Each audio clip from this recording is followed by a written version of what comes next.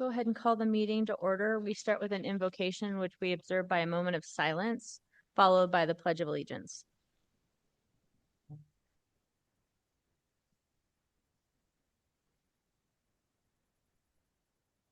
Pledge allegiance to the flag, United States of America, and to the republic for which it stands, one nation, under God, indivisible, with liberty and justice for all. Clerk, we call the roll. Corliss. Here. Halliburton. Here. Morales. Here. Nash. Here. Stead. Here. Willits. Here. All present. Thank you. And now we've got some minutes for approval.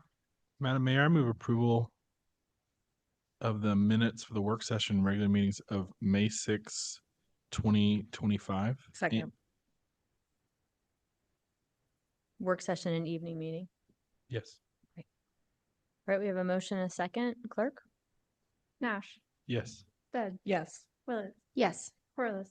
Yes. Halliburton. Yes. Morales. Yes. All in favor, motion carries. Thanks. And tonight we've got two appointments for the council. First, the appointment of Matt Gusrick to the Design Review Committee for a 4-year term ending May 13th, 2029. Matt, I want to thank you for your service. Thanks for being here. When you come up, I've got something to hand to you. I really appreciate your interest in the Design Review Commission and willingness to serve. Madam Mayor, I ask unanimous consent for the appointment of Matt Gesrick to the Design Review Commission for a 4-year term ending May 13th, 2029. Without objection. All right, it's official. Congratulations. You're welcome to say something if you'd like, but I'd love to hand you this. Thank you.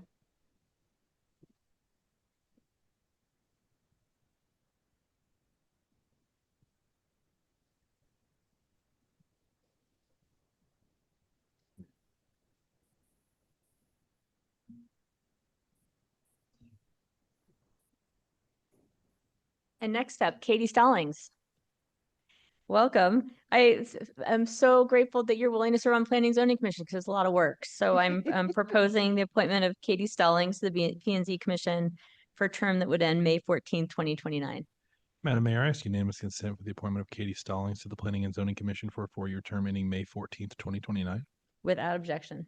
Madam Mayor, Yes. I just want to say a few words. I had the opportunity to meet with Ms. Stallings about this position, and she was so prepared and so thoughtful and really curious about the role and how it represents the city and the electeds up here. So I'm really excited to see you take the position and put that same thoughtfulness into the work there. And speaking from experience, this position is a lot of work and it's a big sacrifice. And I appreciate that volunteerism that you're dedicating to the city.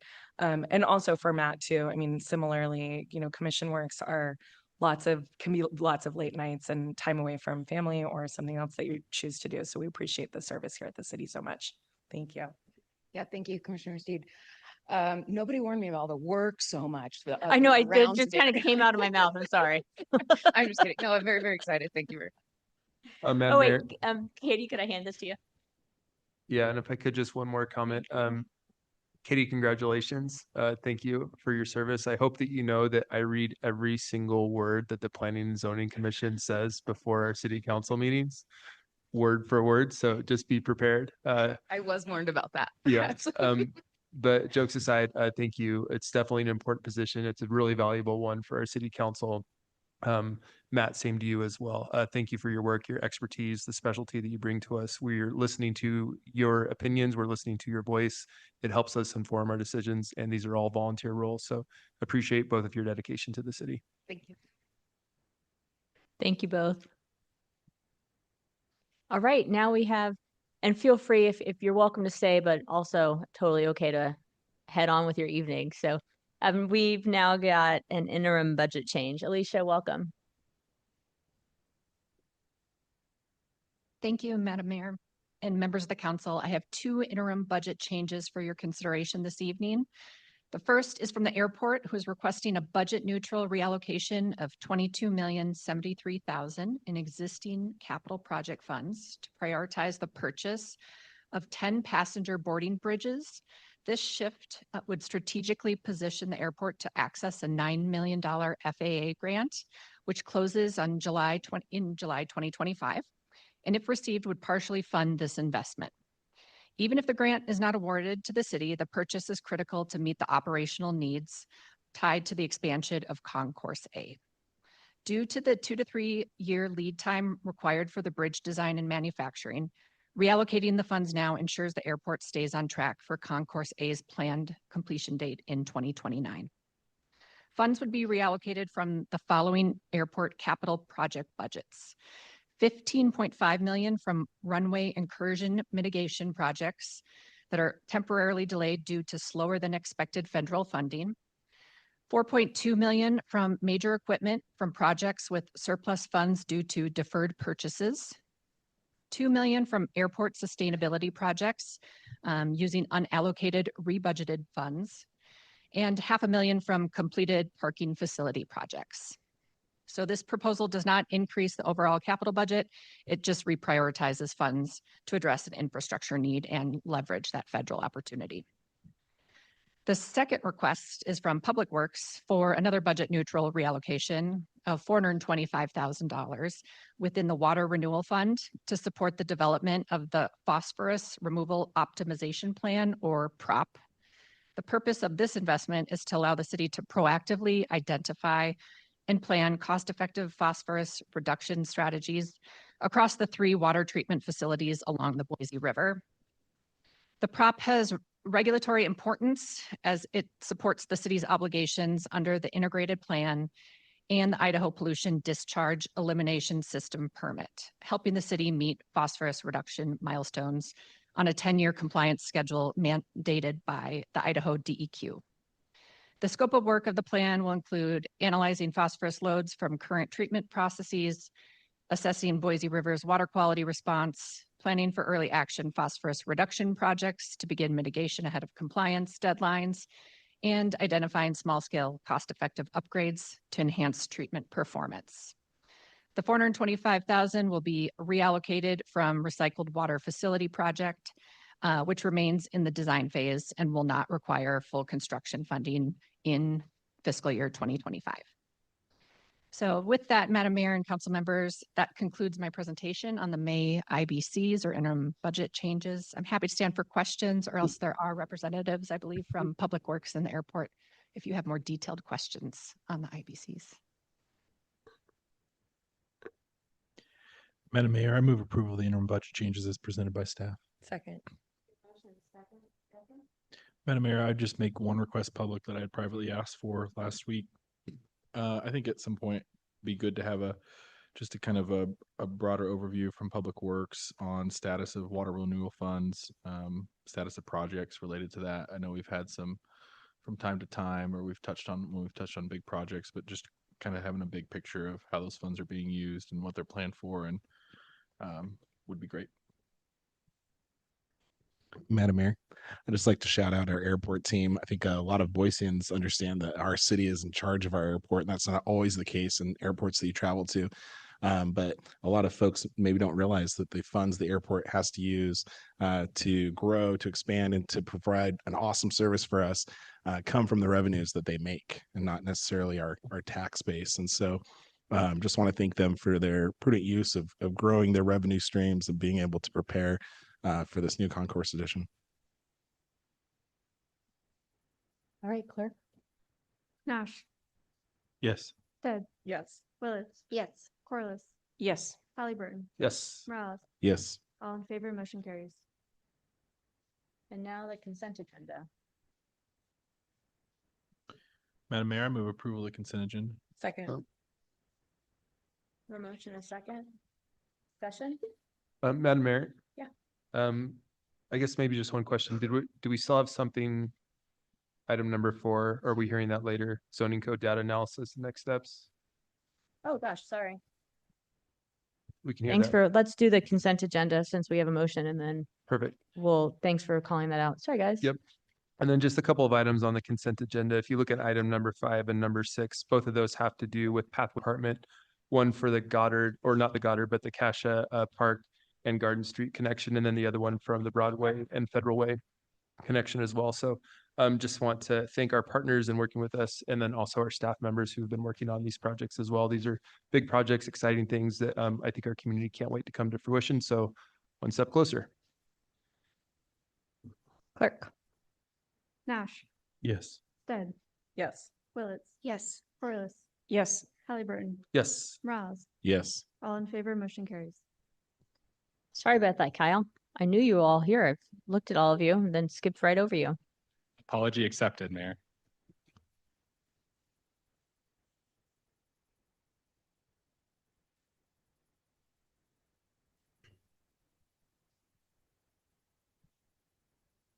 Madam Mayor, council members, good evening. I'm Kyle Patterson. I'm the Director of Organizational Effectiveness for the City of Boise, and I'm also joined tonight by my colleague Deanna Dupuis from Planning and Development Services. And we're here this evening to share with you some updates about some of the data and evaluation work we're doing related to the modern zoning code. Obviously, the modern zoning code is a really important piece of policy for our community, and I've very much appreciated that you all, Mayor and Council, have made really clear that you want to take a really data-driven approach to the modern zoning code, right? To set clear goals for what we're trying to accomplish, to measure progress over time and measure how we're doing, and then make changes as needed to make sure we're achieving those goals. I see the org effectiveness department's role is to help create those data-driven feedback loops for all of you, so you have access to the data information you need to make good decisions around the zoning code. And that's what we're going to talk about tonight, how we do that. You'll see a few of the goals, policy goals related to the zoning code up on the screen now. Not a comprehensive list, but we'll be most focused on the one on the right tonight, having a strategy to produce affordable and sustainable housing. So our agenda, first I'll zoom out and talk a little bit broadly about the various components of data and evaluation we have planned, either currently in progress or planning in the future. Then we'll spend the vast majority of our time focused on our analysis of incentives in the current zoning code related to affordability and sustainability. And we're asking you all to affirm direction that we'd like to pursue a code change this summer to make some changes to those incentives to make them more effective. And then we'll talk about next steps. Here's a sort of global look at all of the components of our data and evaluation. You can think of each row on this chart as sort of a separate feedback loop or a separate project that we're doing. The row at the top is the least glamorous of the work, but is arguably the most important foundational piece of the work, the data planning and management, right? We can't do good evaluation unless we have good data, which means we're entering good data into the permitting system, entering the right data, and managing that data over time to make sure it's high quality. So that work will continue into the future. Next, we have code user surveys and interviews. And the goal here is to get some qualitative feedback from folks who have used the code. So developers, builders, et cetera, to understand their experience with the new zoning code and how it's working from their perspective. We've received, I think, 70 surveys to date, and we've completed 16 interviews. We plan to continue those interviews through at least the summer until we have enough of those interviews. We want at least 30 that we feel comfortable sharing out some themes from that work. So you'll be hearing from us on that. Next, we have the incentive analysis, which we're going to talk about tonight, so I won't go into detail on that now. And we have dashboards and reporting. This summer, we're planning to publish a public-facing dashboard with some data on the zoning code, things like what projects are getting improved, where, what types of projects they are, what projects are using incentives, et cetera. And then looking forward into fiscal year 26, we're planning to do some dashboarding and reporting with some key performance indicators around the zoning code that I think will be very helpful for you all. Next, we have the Boise State Housing Impact Study. And the goal here is to try and unpack what impact the new zoning code is having on housing supply in Boise. Hopefully it's increasing that housing supply. It's a really difficult question to answer, though, because what gets built is a factor of a lot of different things, right? Including major market forces, the cost of labor, the cost of materials, interest rates. And so we're partnering with Boise State to do some pretty rigorous statistical analysis to try and untangle what is the impact of the zoning code on housing supply in Boise, untangled from all of those other pieces. They're going to start work this summer just to sort of determine what the right methodology is for that, to gather some data and ensure they have access to the right data from Boise and other cities to be able to do that. But that impact study itself probably won't happen for another 2 to 4 years. And that's just because it takes a lot of time to get enough data to be able to answer that question adequately.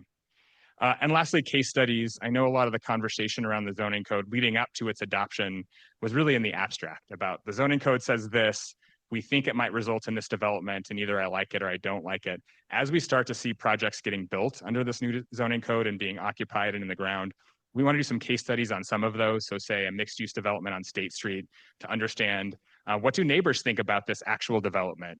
Are we seeing an increase in transit use amongst residents and surrounding the transit node, things like that. So that's the global look of the various components of data and evaluation we're looking at. I want to really drill in the rest of the session on our financial analysis of the affordability and sustainability incentives in the code. And you heard me mention in the previous slide, there's a lot of places where we just don't have enough data yet to understand whether the zoning code is working. This is one area, the incentives, where we already have quite a bit of data to know that we're going to need to make some changes to this to make it work. Few projects are using these incentives so far. And anecdotally, many of the projects that are using them would have built sustainably or affordable housing anyway. So it's not really resulting in that behavior change we want to see. And some of the feedback we're getting from folks is that doesn't work for my project. It's not financially feasible. So we wanted to really dig deeper into this and understand what was working and not working. So at the Department of Organizational Effectiveness, we partner with others to advance city goals. And this is a great example of that. It's really a team effort with the mayor's office, with planning and development services, and some of the project team are here today. We did also work with 2 external consultants, Rick Jacobus and Matt Ferris, who I think are joining virtual so they can answer questions if you have them. But they're experts in this field. They do projects like this for cities big and small across the country, and their expertise was super valuable.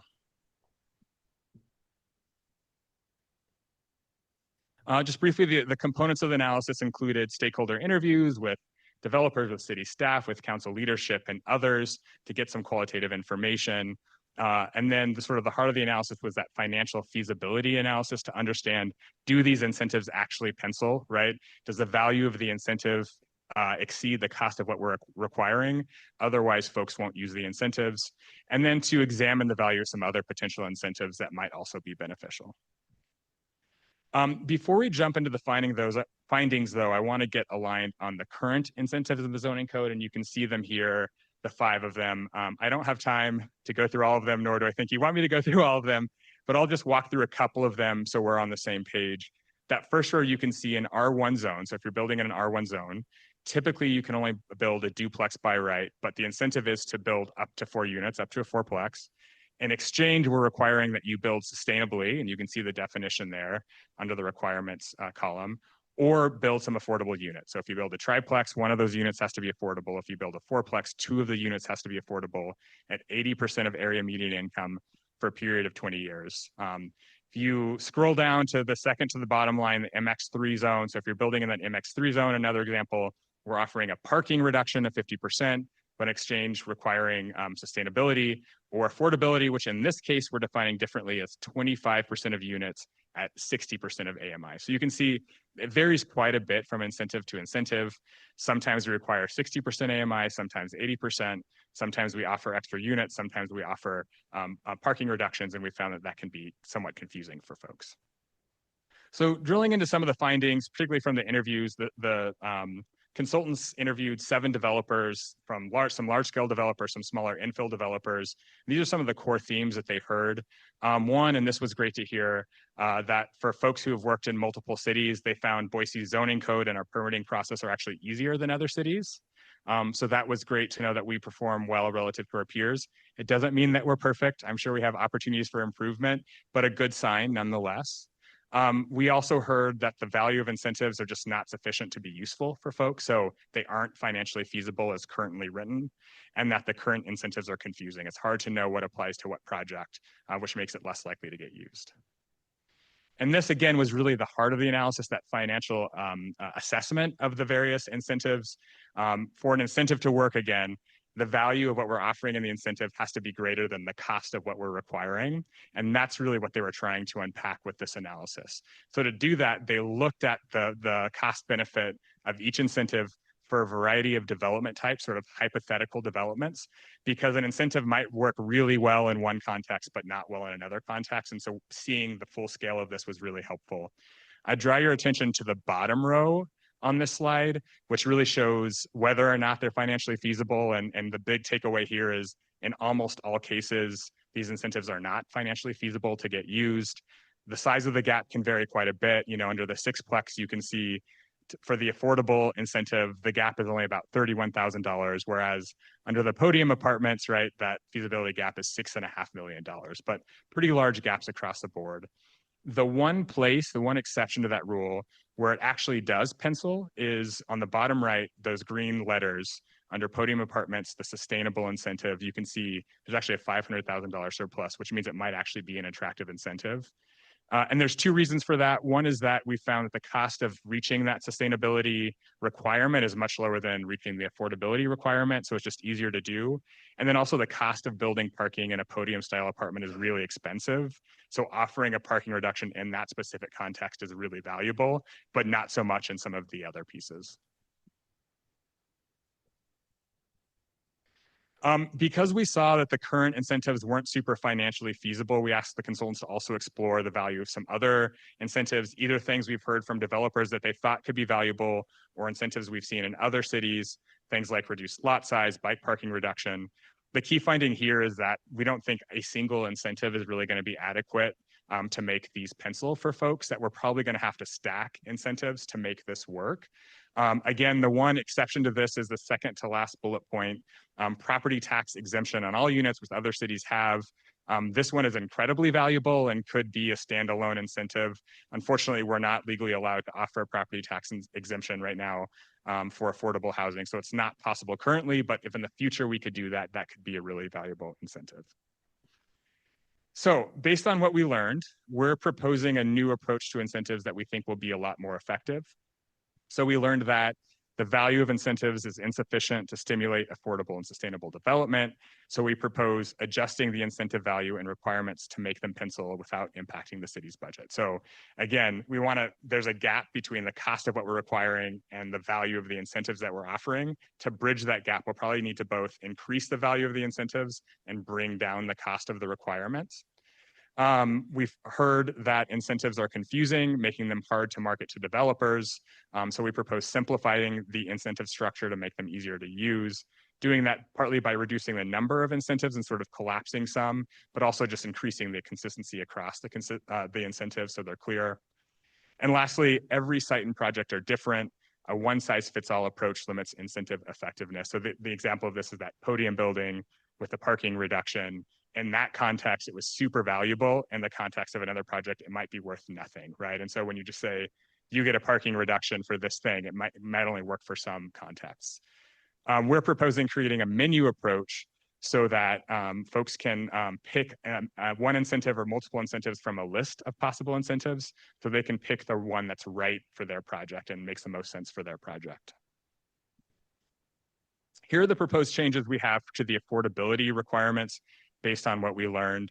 First, currently we're requiring affordability at 60 to 80% of area median income. In the incentives now, depending on the incentive, we're proposing making that consistent across the board, 80% of area median income. One, it improves the financial feasibility of the incentives to sort of make them pencil, but also there's still units that really benefit our community. 80% AMI is still below market rate for new construction. And as we expect to see rents rise over time in Boise, those units are only going to become more valuable and important. And also just for consistency's sake, right? So that we have one AMI that we're using across the incentives. Currently, the incentives require that 25 to 50% of units in a development be affordable. We're proposing reducing that to 10 to 25% of units, again, to improve the financial feasibility of that incentive. And then lastly, and the one that I'm most excited about, currently units are required to remain affordable for a period of 20 years. We're actually proposing increasing that pretty dramatically to 50 years, so several more decades, which is a great community benefit to have an affordable unit locked down for an additional 3 decades. And we're doing that because of the community benefit, but also because we heard directly from developers that doesn't really impact their financial calculus. That's something, and a duration of affordability more than 20 years doesn't really make a big difference to them. So we can make the unit affordable for longer without really impacting the effectiveness of the incentive. And we are proposing a simplified menu approach, right? Where you have a list of incentives you can choose from. Here's an example of what that could look like in R2, 3, and then any MX zones. On the left side, you can see the community benefit that somebody could choose to take on, whether that's sustainability or affordability at 10% of units or additional affordability at an extra 10% of units. So if, say, you're building in one of those zones and you say, I'm willing to build a sustainable building and provide 10% of the units as affordable, then you get 3 points that you can spend on the orange table on the right, and you can pick whichever incentives make the most sense for you. So you might say, parking reduction doesn't really make sense for me in this context, but a height increase and a minor land division at the bottom of this list would be really valuable to me, so I'm going to spend my 3 points that way.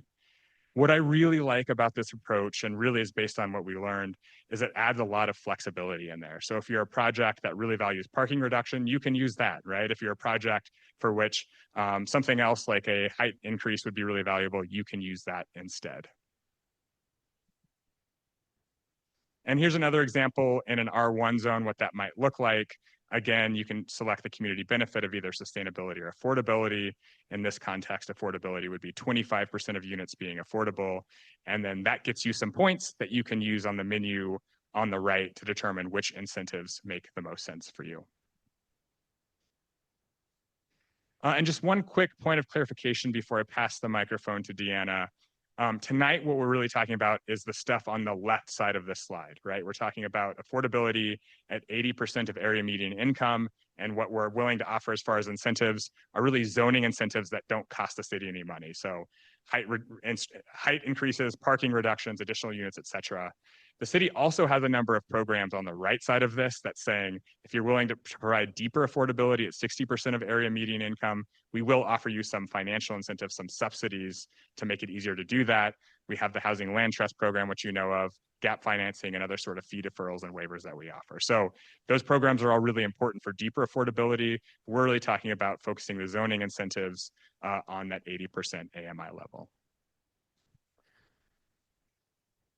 All right, I'm going to pass it to Madam Deanna. Mayor, before Deanna comes up, do you want to take questions now or do you want to wait to the end? We can take questions, yeah, sure. Okay. Madam Mayor, I have a couple questions. Kyle, thank you so much. Yeah, take the drink of water, replenish. Thank you so much for doing this. And I think the data-driven approach is really wise. Couple of questions, clarifying questions on the interviews and the surveys. Were people selected for those surveys and interviews? And if they weren't selected, how could they give their voice to that? Yes, Madam Mayor, Councilmember Wells, great question. So there's two pieces. There were the interviews that happened as part of this project, and we tried to select a variety of developer types for that to get a good balance. For the body of work we're doing separately, that's doing surveys and interviews, we are sending out the survey and an opportunity to interview to anybody who's completed the planning process. So if you have a permit and it was approved, it was withdrawn, it was rejected, then you will have an opportunity to do that. It's been a couple of months since we sent out that notification. So if somebody's completed a project very recently, they may not have received it, but we're going to do that retrospectively this summer as well. That's very, Madam Mayor, follow up. That's really helpful. So for instance, when I had to do a remodel, would I have gotten the opportunity to participate in that survey? I'll have to go look, Madam Mayor, Council Member, great question. I'll have to go look at, remind myself the specific criteria we're using. I think we were largely focused on like larger projects rather than say a remodel or like a fence or something like that. Okay. So we may have missed you on that. Yeah. Okay. And then, so very helpful. Thank you so much. I think it's really important that we get lots of feedback on this and that'll inform the data. I'm curious on this 20 to 50 year incentive because that's something that we changed as a council. I would like to get the actual data from the interviews and the surveys on folks who want that changed. Yeah. If you could provide that, that would be very helpful. Be happy to. Thank you. Madam Mayor. Kyle, could you bring the menu back up?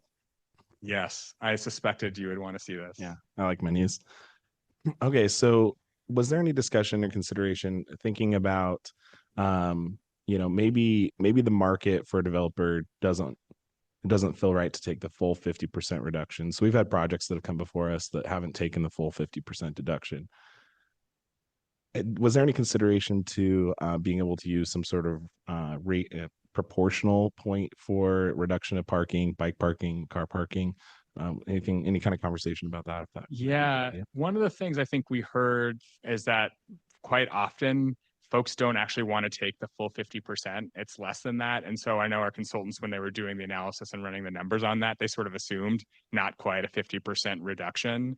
And certainly one of the great things about this approach is that it allows easy changes in the future where we could keep the structure, but say like, ooh, 50% is feeling too high after a year. Maybe that should actually be 25%. But certainly we could build the structure that has point values based on a percentage reduction in parking for sure. So we could say maybe 1 point is for 25% reduction or 2 points for a 50% reduction. That's certainly possible. Yeah, I think kind of looking at it from that perspective, maybe it makes more sense to do a 25% parking reduction and then, 0.75 bike parking per bedroom or whatever, and where you're kind of being able to split those points up a little bit more a la carte or something. But Yeah. Thank you. Cool. I like that. Thank you.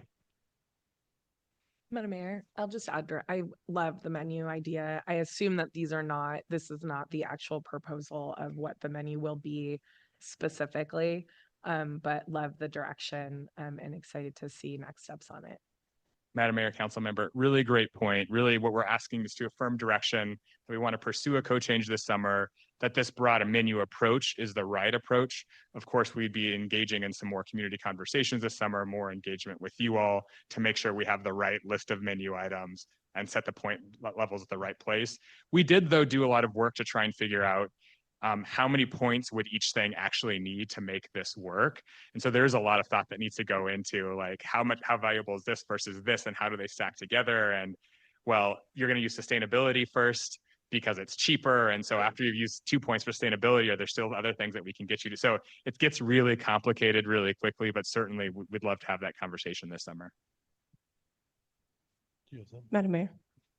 Thank you so much for this approach. I think when we can give people more choices, it can make for a better outcome. I do have a couple of clarifying questions. If we back up a little bit from the first analysis of the incentives not working, the next slide, who ran the numbers here? Was this our consultants or were this the developers? This was the consultants, again, who do this sort of financial analysis across the country. And so they really gathered data from developers and from their knowledge of the industry on like what it actually costs to do this and built detailed pro formas that did that to understand the cost of these things and then the value of the incentives. Okay. And I think the slide before we said there was only 7 developers that were involved with that. Is that correct? Yes. Okay. In those interviews. Okay. So we are looking at broaden that this summer and get more input from the public as well. Okay. I think going to take a look at the incentives, from what I'm hearing, that 50% parking reduction, I think the developers aren't taking a lot of times that case because they know it's too much. And I would really like us to go do some more analysis. I too think it's too much, especially on the bench area where there's a lot of parking problems already. Giving that 50% up is it's a lot. Also because our housing prices are more expensive. We have more people living in a housing unit that wasn't like that before. Kids are staying home more and apartments are doubling, tripling up. So I think I'd like to see some work on that, but I really appreciate the menu approach. I think it's a great way to help move this forward. Yeah, and I'm interested too is also on the actual data. Thank you. Madam Mayor. Couple things, Kyle. First of all, thanks for bringing this forward. I think this is the kind of direction, the kind of evaluation that we all want to be looking at strategically with our zoning code when we're thinking about improving it. So I think this is great, steps that you all have been taking and certainly supportive of you continuing it. You mentioned reducing lot sizes a couple times, but you never really went into detail on it. And I'm wondering if you could talk to that just a little bit more. Yeah, I think that was, you'll see the minimum lot size bonus on this one. It was one of the list of potential other incentives we had our consultants dig deeper into and understand the financial impact of that. And it was one that they found to be fairly valuable to folks, especially in an R1 setting, to be able to have smaller lot sizes. It was pretty valuable. Great. And so I guess one thing, just maybe thinking out loud about that is I kind of ask myself why we just don't do that anyway. Whether do we really need an incentive like of being affordable or sustainable? Like, won't it be cheaper anyway if they can have smaller lot sizes and smaller houses? And so does that actually need an incentive or is it something that we just look at? So that might be one thing to evaluate, but I appreciate you going into more detail. And I'm glad that you have this slide up because one of the things I want to make sure that we are thinking about is that some of these incentives, there's the community benefit side, but there's some of the incentives I think that maybe have different impacts on the community around it. So like if we were looking at ground floor activation, which is something that typically a neighborhood wants to see, it's more inviting. It maybe has some commercial. It's also a barrier potentially for the developer, but there's some value in that as well. And so I guess I would want to see when we're looking through this, we do have these different points and these different systems, but if we are to take away those things, or if we were to give somebody that incentive, does it have a negative impact on the community that lives there as well? So trying to balance that just a little bit more. So again, as we're looking at that, just trying to figure out, are there other sort of cascading positive or negative impacts that are there? And I guess then the last thing that I would say is I love that we're looking at the sustainability and affordability sort of incentives that we have. And I guess I would just ask if there's other types of incentivizing that we should be doing, other types of development that we may want to see. And like a good example might be, I've had folks reach out about visitability, which is basically accessible housing that's built for people with disabilities or for everybody, whether they've got a disability or not, or they have a family member who wants to come over. So beyond sustainability and affordability, are there other types of incentives that we actually might want to be exploring that would fit into this system while we're doing it? So just a couple things to be thinking about as we're going forward. Madam Mayor, Council Member, really great point. And it was a really interesting project because it really forces you to confront the trade-offs around this, right? How important is an affordable unit to us and how much are we willing to give up in sort of planning and design to make that happen? And they're really, really difficult decisions to make. So I appreciate you bringing up some of the sort of spillover benefits of that. Another point on your great point about visitability or other incentives, one risk we have to be careful of is the more incentives we offer, then it's harder to get to any affordability because people are going to take the cheaper options first. So they're going to take your point for visitability and then your point for sustainability, and then maybe we don't have enough incentives left to make affordability work. And so it's so interconnected, and how these parts all fit together is really complicated. But like well taken point on some potential other incentives.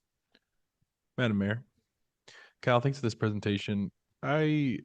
I've enjoyed being a part of this from the start of the Modern Zoning Code until now, and see the places where I was wrong. It's kind of exciting to see like ways that the code has proved me wrong, or maybe I tried to do something with it that doesn't quite land. And looking forward to like being part of this continuous improvement process. I think one thing that I did not feel like council really grasped when we passed the zoning code were how some of these incentives would be most impactful in MX zones. I felt like we really had a lot of conversations with folks about the impact to residential areas, and seeing the report maybe the end of last year about where the incentives were having the most impact, it was clear it was in large multifamily. Like we were getting the most bang for our buck there. I do have some thoughts that are kind of building upon Councilmember Halliburton's comments.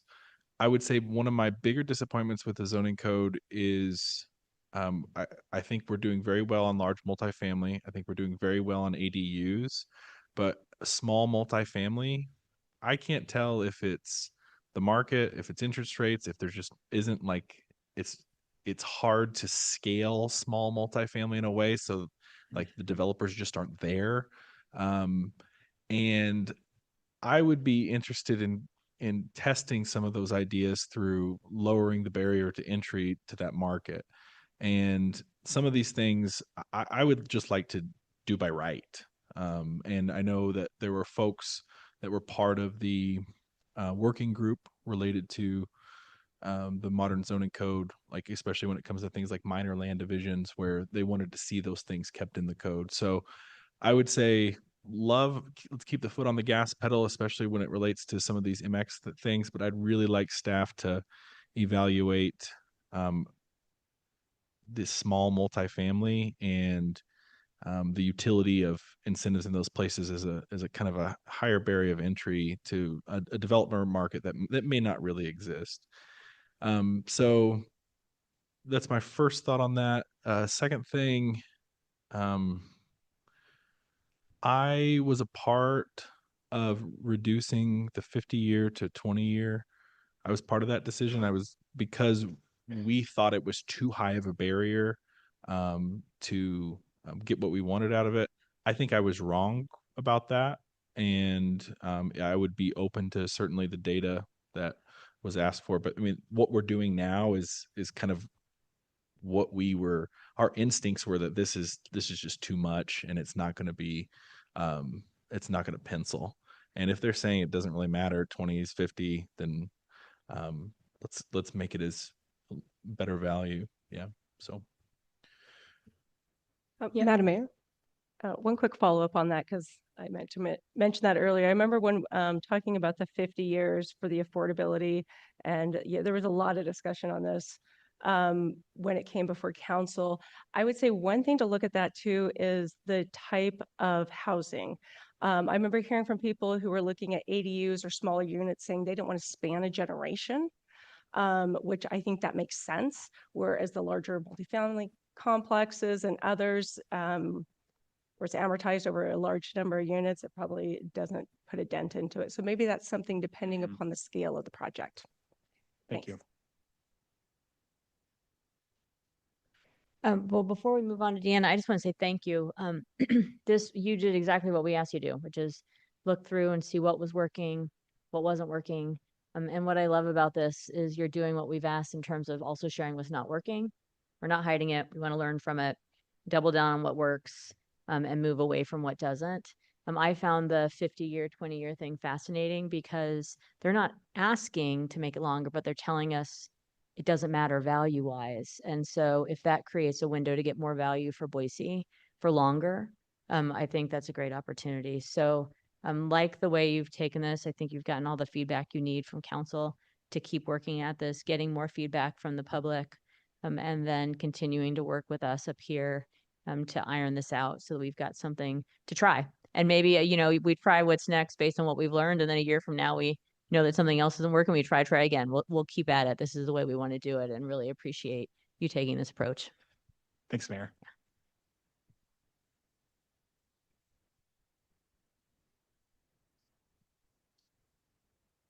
Thank you, Kyle.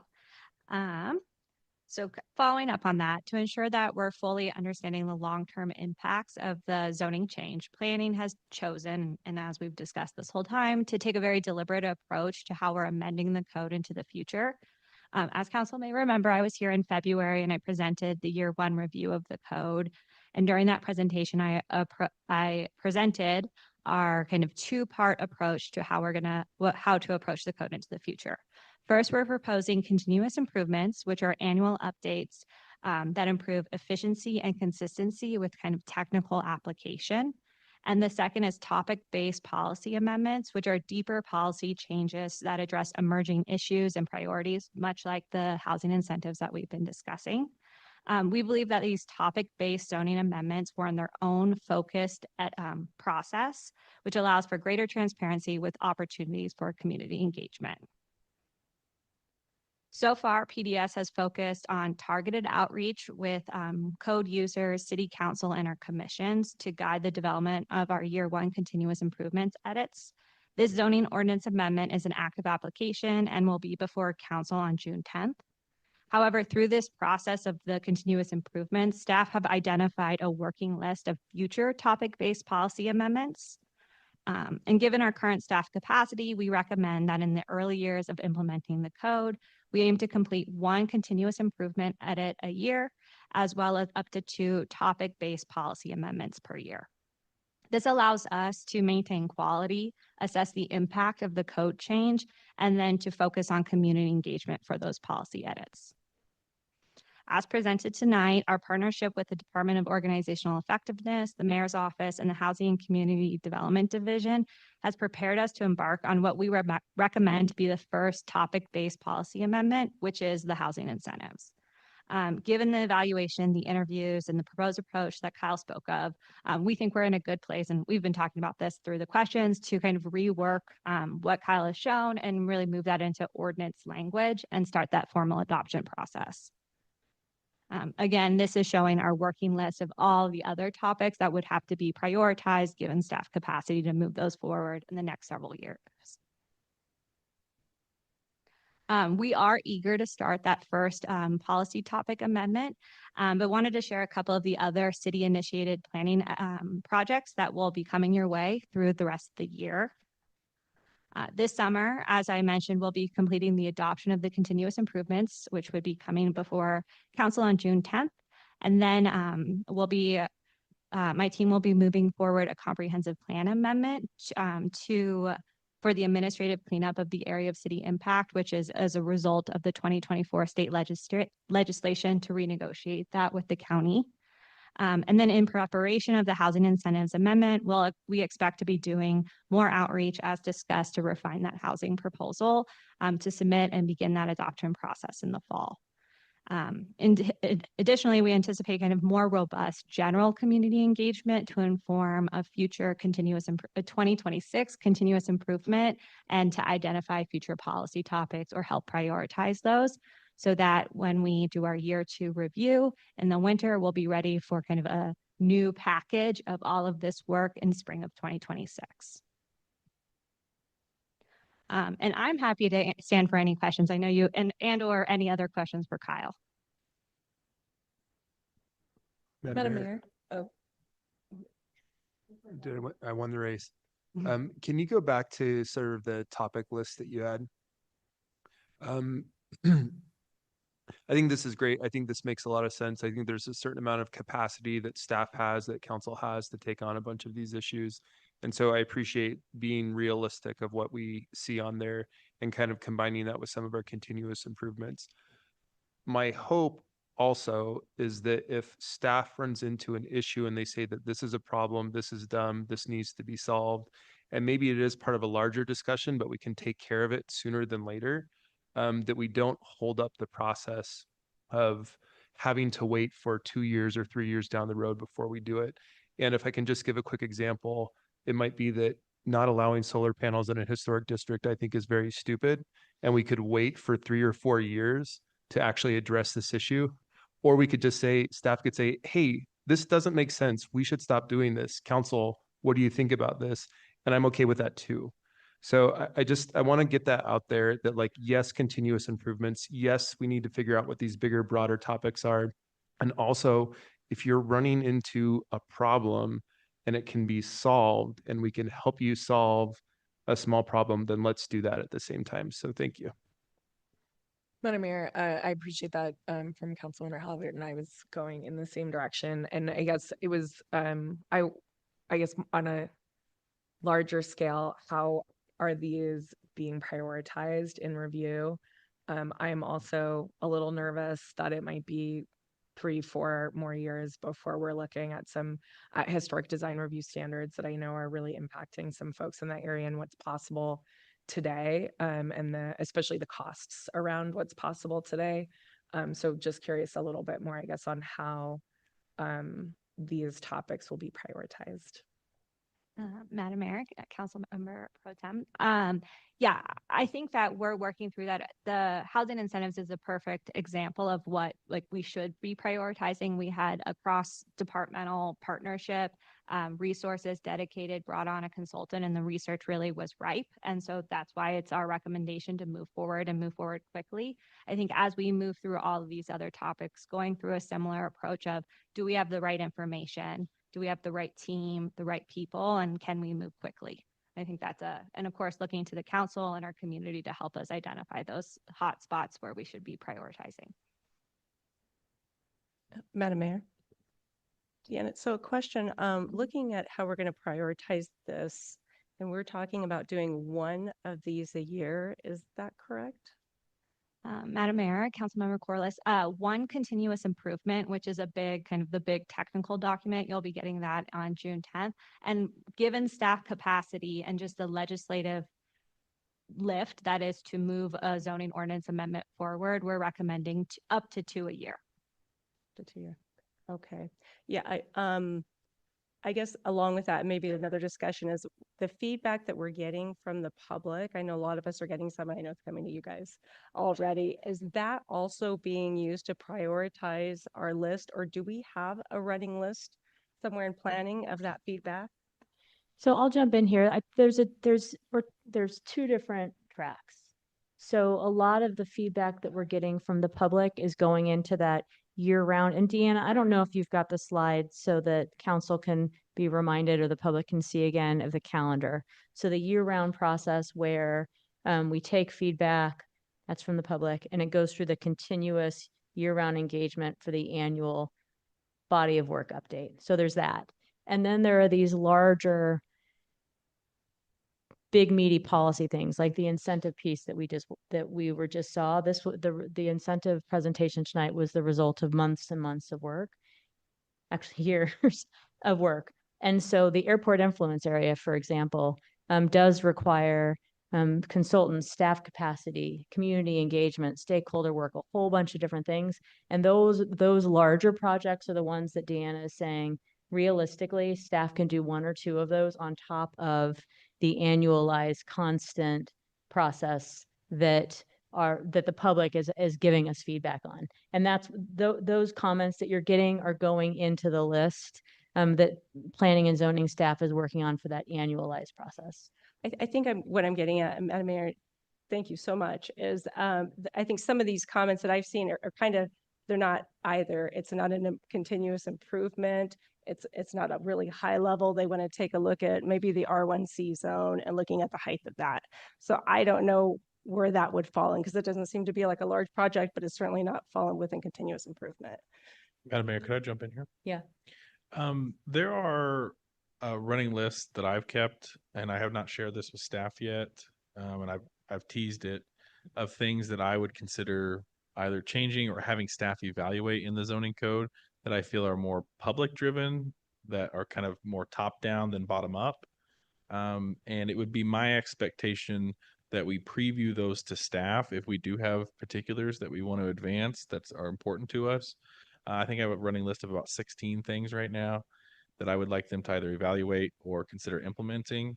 And it would be my expectation that if council has those, that we work together to put those together, to give those to staff for their evaluation as part of the continuous improvement process.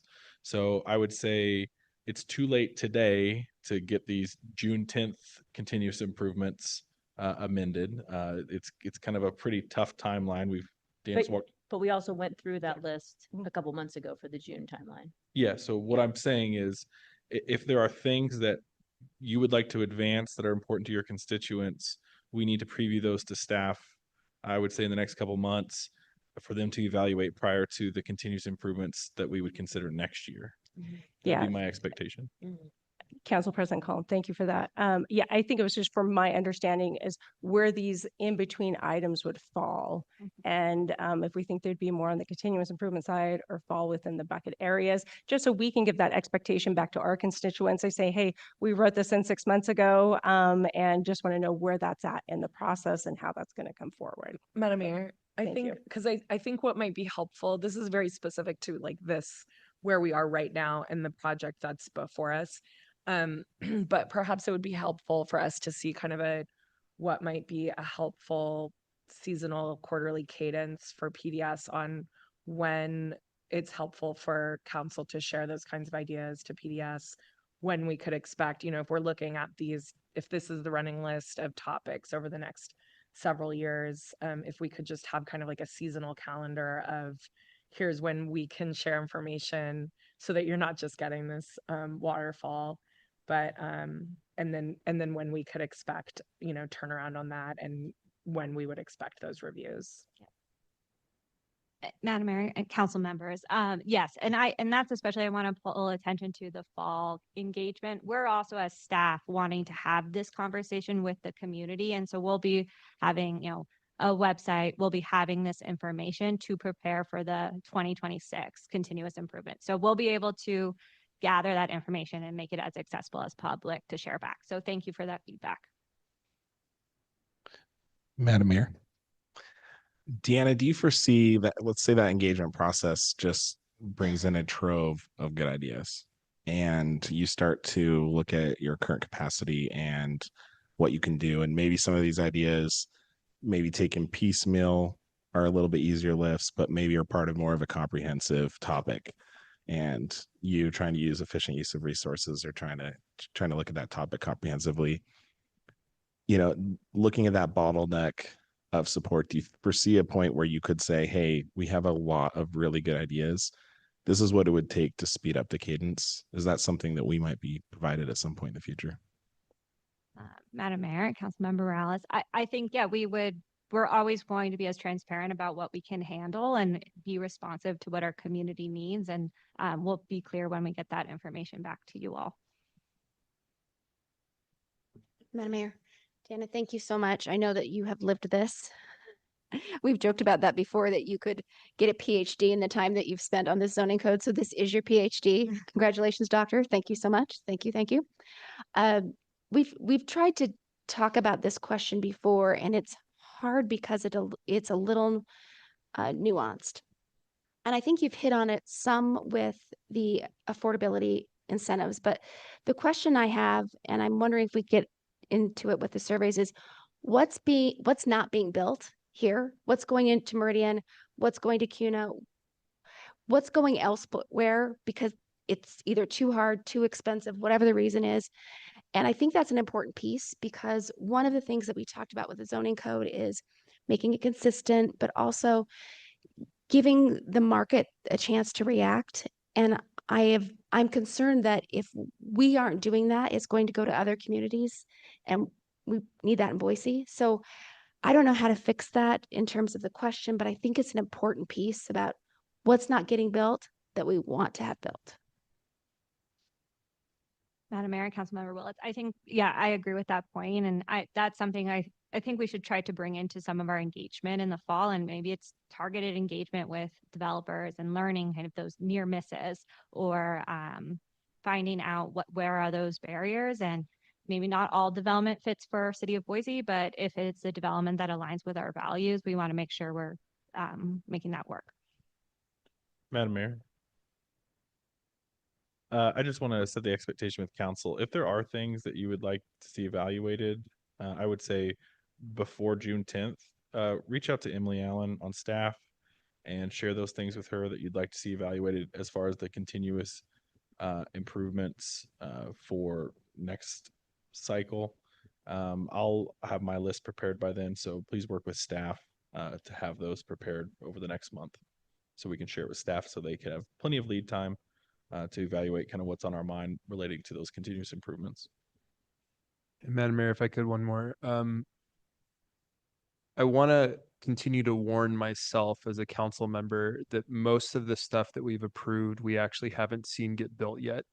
And so I think sometimes it's tempting to say, like, well, let's solve this problem, let's solve this problem. And we're still sort of solving the same problem that we were when we passed the modern zoning code. And so I would remind myself, and I would remind, everybody else that, like, this is still very new, and we are just seeing some of these projects come to fruition, and we need to be very careful about what we change and how quickly we do it. And I would say that the exception to that is what is really difficult for the staff operationally, and what we can do to improve that process, and how you can identify those kinks along the way that are stopping you from actually being able to deliver on this document that we created.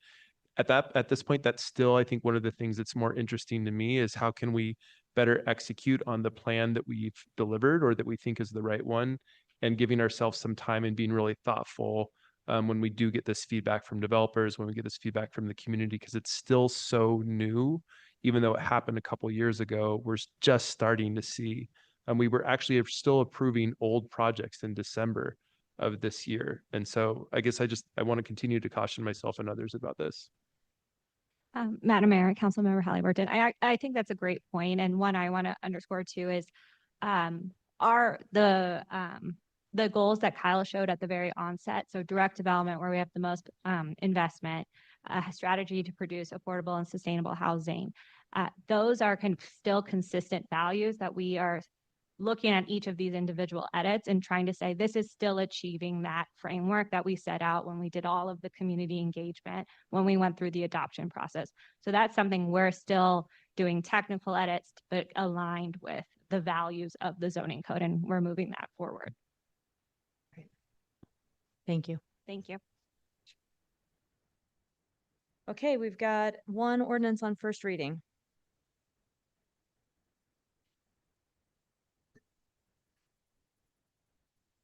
Madam Mayor, I ask unanimous consent that all ordinances on first reading be read by number and title only and filed for the second reading calendar.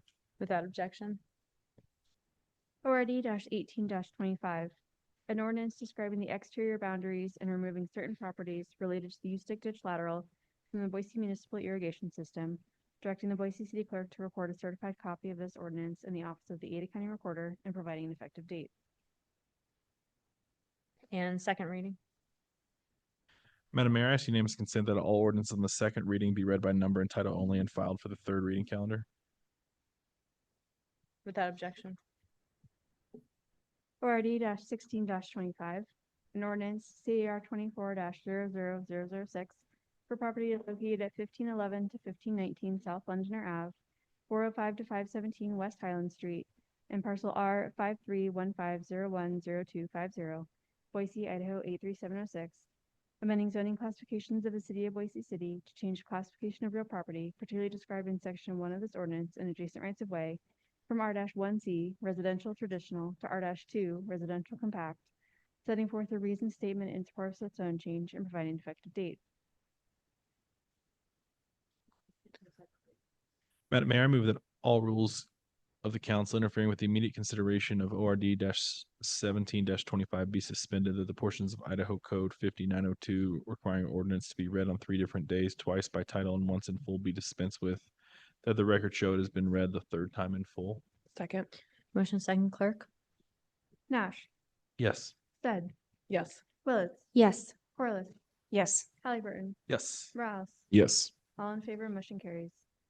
ORD 17-25, an ordinance CAOA 25-00002, amending Title 11 Boise City Code Development Code, amending Title 11 Chapter 5 Section 4.7 to change the common procedures and standard of review for appeals of land use decisions, amending Title 11 Chapter 5 Section 5.2 and 5.3 to change the specific procedures and standards of review for conditional use permits, approving a summary of the ordinance, providing for a waiver of the reading rules, and providing an effective date.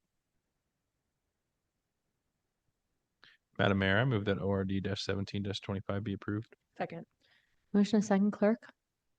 Nash, Yes. Stead, Yes. Willetts, Yes. Corliss, Yes. Halliburton, Yes. Rouse, Yes. all in favor, motion carries. Alrighty, now we're gonna move into subdivisions. So first we've got SUV 2439. I see Ben is here. Jesse, hi Jesse, welcome. Do we have the neighborhood association here? Anybody planning on testifying on this item? Anybody online for this item? All right, I'll see after Jesse talks. If you agree with terms and conditions, we'll go from there. Great.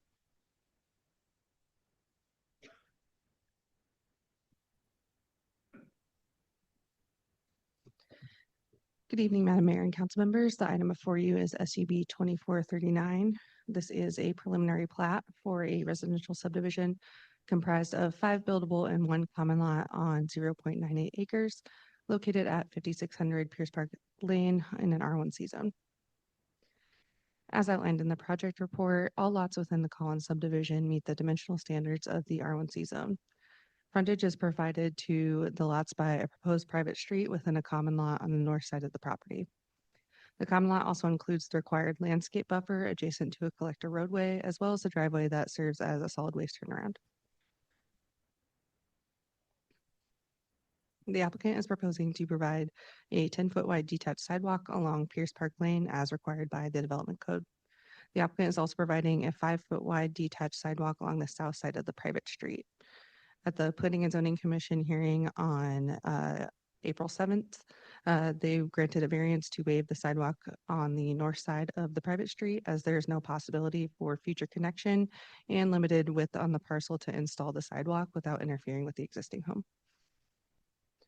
Public comments and testimony concerning required streetscape improvements, privacy fencing, stormwater infiltration, and irrigation were heard. However, those who testified were generally supportive of the proposal. In conclusion, the Planning and Zoning Commission recommends approval, and with that, I'm happy to answer any questions.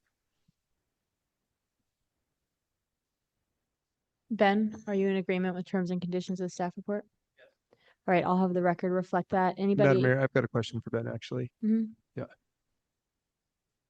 Ben, thanks for bringing this development forward. Everything looks really good in here. Thank you for working with staff on this stuff. I do have a question just about, so I'm looking at the houses that are on here, a really good infill project. and most of them are 3,000, 3,500 square foot or more. I'm just curious why you decided to build fewer larger houses instead of more smaller houses. Madam Mayor, Councilmember Halliburton, for the record, Ben Semple, Rodney Evans and Partners, 1450 West Bannock Street, Boise. The developer really wanted to fit in with the subdivision here.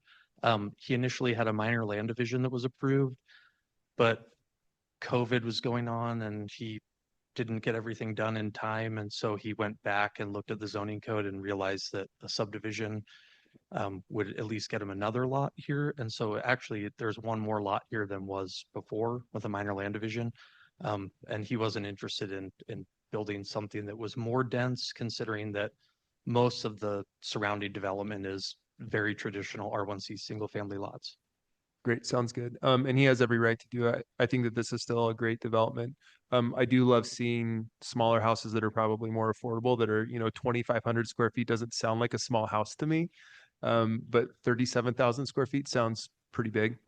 And so always excited to see how we can get more smaller units that are more affordable in these areas. So just wanted to ask if there was anything in there that we saw, but otherwise, thank you for great development. Thank you for the sidewalks. Thank you. Thank you. Just confirming nobody's here. Can I close this? Take a motion? Madam Mayor, I move approval of SUB 24-39, a preliminary plat for a residential subdivision comprised of 5 buildable and 1 common lot on 0.98 acres located at 5600 North Pierce Park Lane in an R1C zone. Second. We have a motion and a second discussion. Madam Mayor, I just offer a little commentary on single family lots and kind of what we're seeing here. I would say one concern that I evaluate every change we make to the zoning code is a growing disparity between what it takes to build more dense housing and single family. We have done an amazing job allowing single family to be created by right, and it's the most simple process to go through. So that would just be my invitation to council as we consider further changes to the zoning code. The easier we make it to build single family homes, I think is a good thing. But if we widen the gap between single family and more dense housing, we're naturally incentivizing the kinds of developments that we're seeing here that maybe not every council member wants to see. So, Great. Clerk? Nash, yes. Stead, Yes. Willetts, Yes. Corliss, Yes. Halliburton, Yes. Morales, Yes. all in favor, motion carries. Alrighty, we've got Jesse again, for SUB 24-9. The applicant for this one is Tammy Crawford. Great. All right. Welcome. We don't expect the neighborhood association, just confirming they're not here online? Anybody here tonight for this item? Online? All right, sir, I'll check in with you after Jesse's presentation to see if you agree with the conditions. Thanks. Good evening again, Madam Mayor and council members. This item is SUB 24-9. Once again, a preliminary plat for a residential subdivision comprised of 7 buildable and 3 common lots on 0.93 acres located at 7729 West Settlers Avenue in an R1C zone. As outlined in the project report, all lots within this Tranquility subdivision do meet the dimensional standards of the R1C zone, with frontage provided to all new lots by the proposed private street on the west side of the property and frontage of the existing home maintaining access from Settlers Avenue. The applicant is proposing a 5-foot wide attached sidewalk along Settlers Avenue to be consistent with the existing sidewalk on either side of the property. And the planning director has granted a waiver for this request, as installing the detached sidewalk would require the removal of the existing house. The proposed private street provides detached sidewalk on the eastern side of the roadway adjacent to the proposed new lots. And at the April 7th Planning and Zoning Commission meeting, a variance was granted to remove the required sidewalk from the west side of the private road, as there's no potential for future connectivity and the sidewalk requirement would create a non-conforming setback with the existing home. Public comments were received with requests for additional landscaping on the western side of the property and the installation of privacy fencing around the perimeter of the subdivision. Other concerns were raised about the height of the new homes and construction hours and duration. Any development on any proposed lot must follow all code requirements, including height limits and construction hours. And the development code does not dictate construction duration, as there are many variables during the construction process that can impact timelines. However, the Planning and Zoning Commission did add a condition that the applicant should work with neighbors to establish privacy fencing around the perimeter of the subdivision. And as detailed in the project report, the Planning and Zoning Commission recommended approval of the Tranquility subdivision, and I'm happy to answer any questions. Madam Mayor, I've got Yeah. a question. So when we say privacy fencing, are we just talking about our regular wood fence that goes around something, or are we talking about something different? Like I've got a fence that goes around my backyard. It's, I think, 6 feet tall wooden fence. Madam Mayor, council members, so the privacy fencing with new subdivisions and infill projects can be a little bit tricky because some homes or properties already have fencing, some do not. And so there is a request from some of the neighbors to put privacy fencing between the proposed subdivision and their property. Great, but we're talking about a normal fence. We're not talking about a wall. We're not talking about an extra high fence, anything like that. Madam Mayor, council members, it would be just a typical fence that would be limited to 6 feet in height as required by code. Great, thank you. Madam Mayor. Mhm. Jesse, the condition of the privacy fence, do we anticipate that will have any impact on connectivity? I didn't see any proposed connections in here. Madam Mayor, council members, the privacy fence would be around the perimeter of the subdivision, so it wouldn't cut off the sidewalk extension, and there's not really any potential extension on the proposed sidewalk along the private road.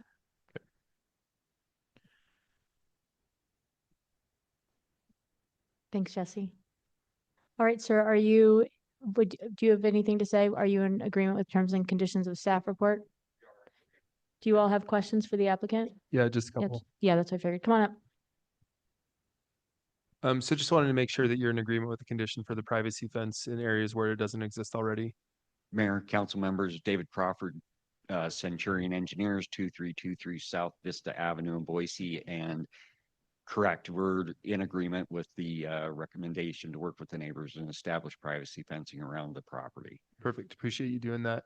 And then just another question. This development looks oddly exactly the same as our previous one. It's 0.93 acres instead of 0.98 acres. You actually managed, I think, to get an extra house on this one compared to the other one. But I am looking at the existing house, which looks like it's probably about 2,000 square feet if you include the attic, but probably a little bit smaller if you don't. And then the rest of the houses that are on here that are somewhere between 3,000 and 4,000 square feet. I'm just wondering if there was any consideration of doing more houses that were slightly smaller, or was this a specific type that you were trying to build towards? This was a specific type we were trying to build towards. We needed a specific number of units to get to the economic goals of the development, but the developers that we work with certainly have a market niche that they want to be in, and this kind of fit their goals. Great, thank you. Appreciate it. Madam Mayor, council members, if I could clarify, that 3,000 to 4,000 square foot that are on each lot is the lot size, not the home size. So.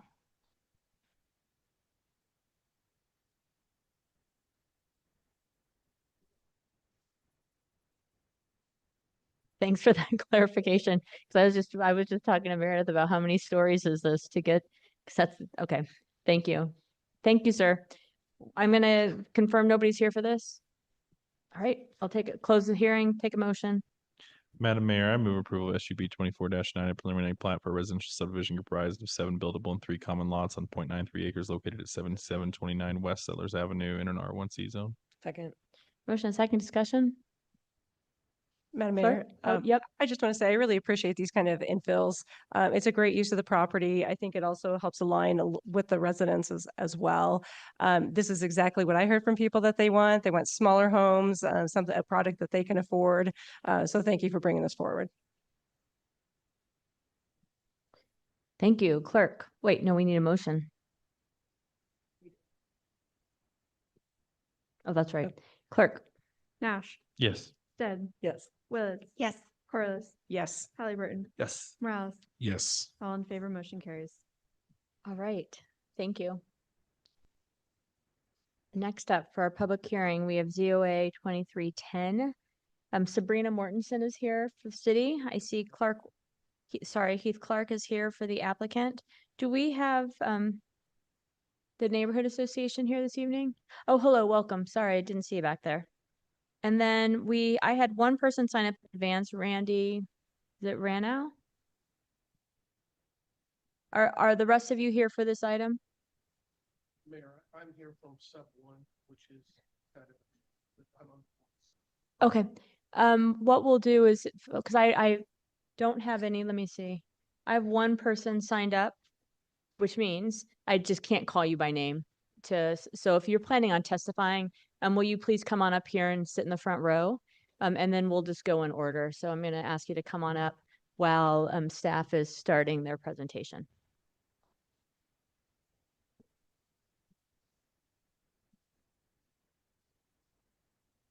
All right. Good evening, Madam Mayor, members of the council. Thank you, sir. Appreciate it.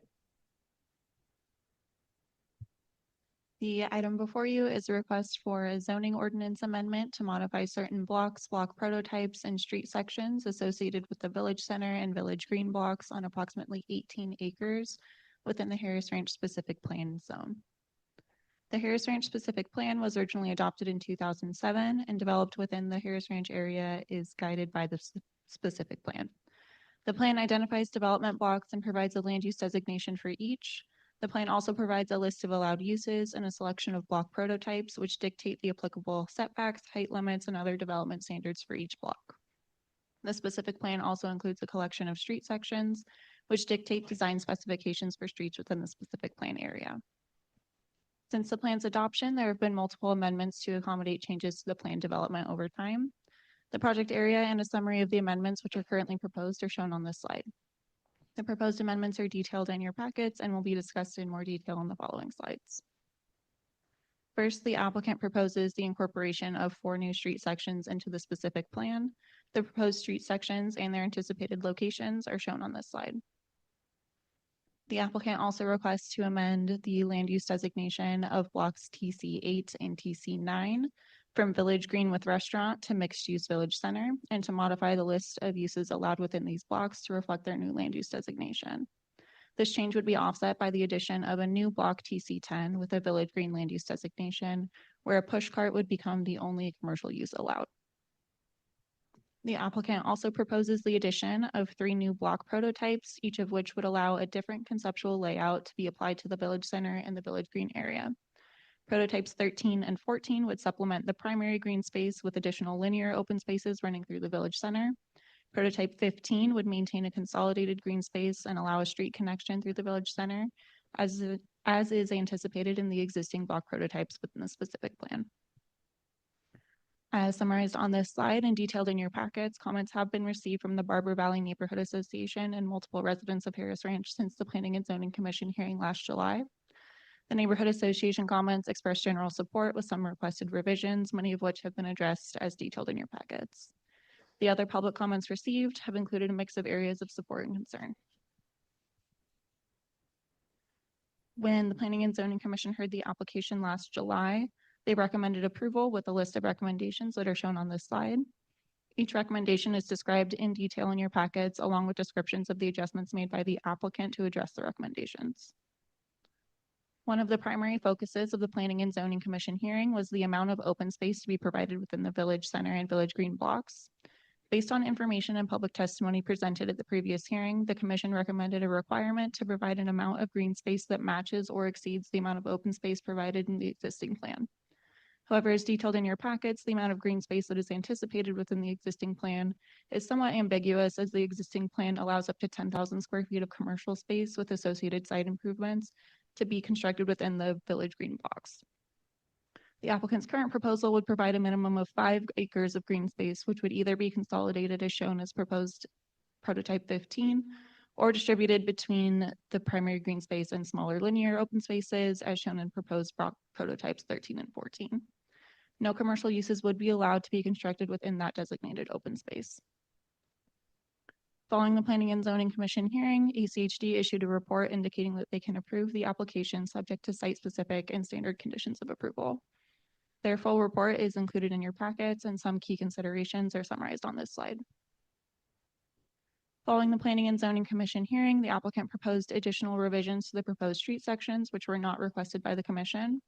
First, the applicant no longer proposes to include street section 8AAA in the requested amendments. This is because Wolf Tree Street, where the street section would have been located, has already been fully constructed in accordance with the existing plan. Second, the applicant proposes to reduce the sidewalk widths within street section 4A from 8 feet to 6 feet. This proposal was not considered by the commission, but it is not consistent with guidance the commission provided that encouraged existing sidewalk widths to be maintained in other street sections. In conclusion, the Planning and Zoning Commission recommended approval of the zoning ordinance amendment with the recommendations detailed in your packets. And as a reminder, the items listed on the screen were not considered by the commission at their previous hearing.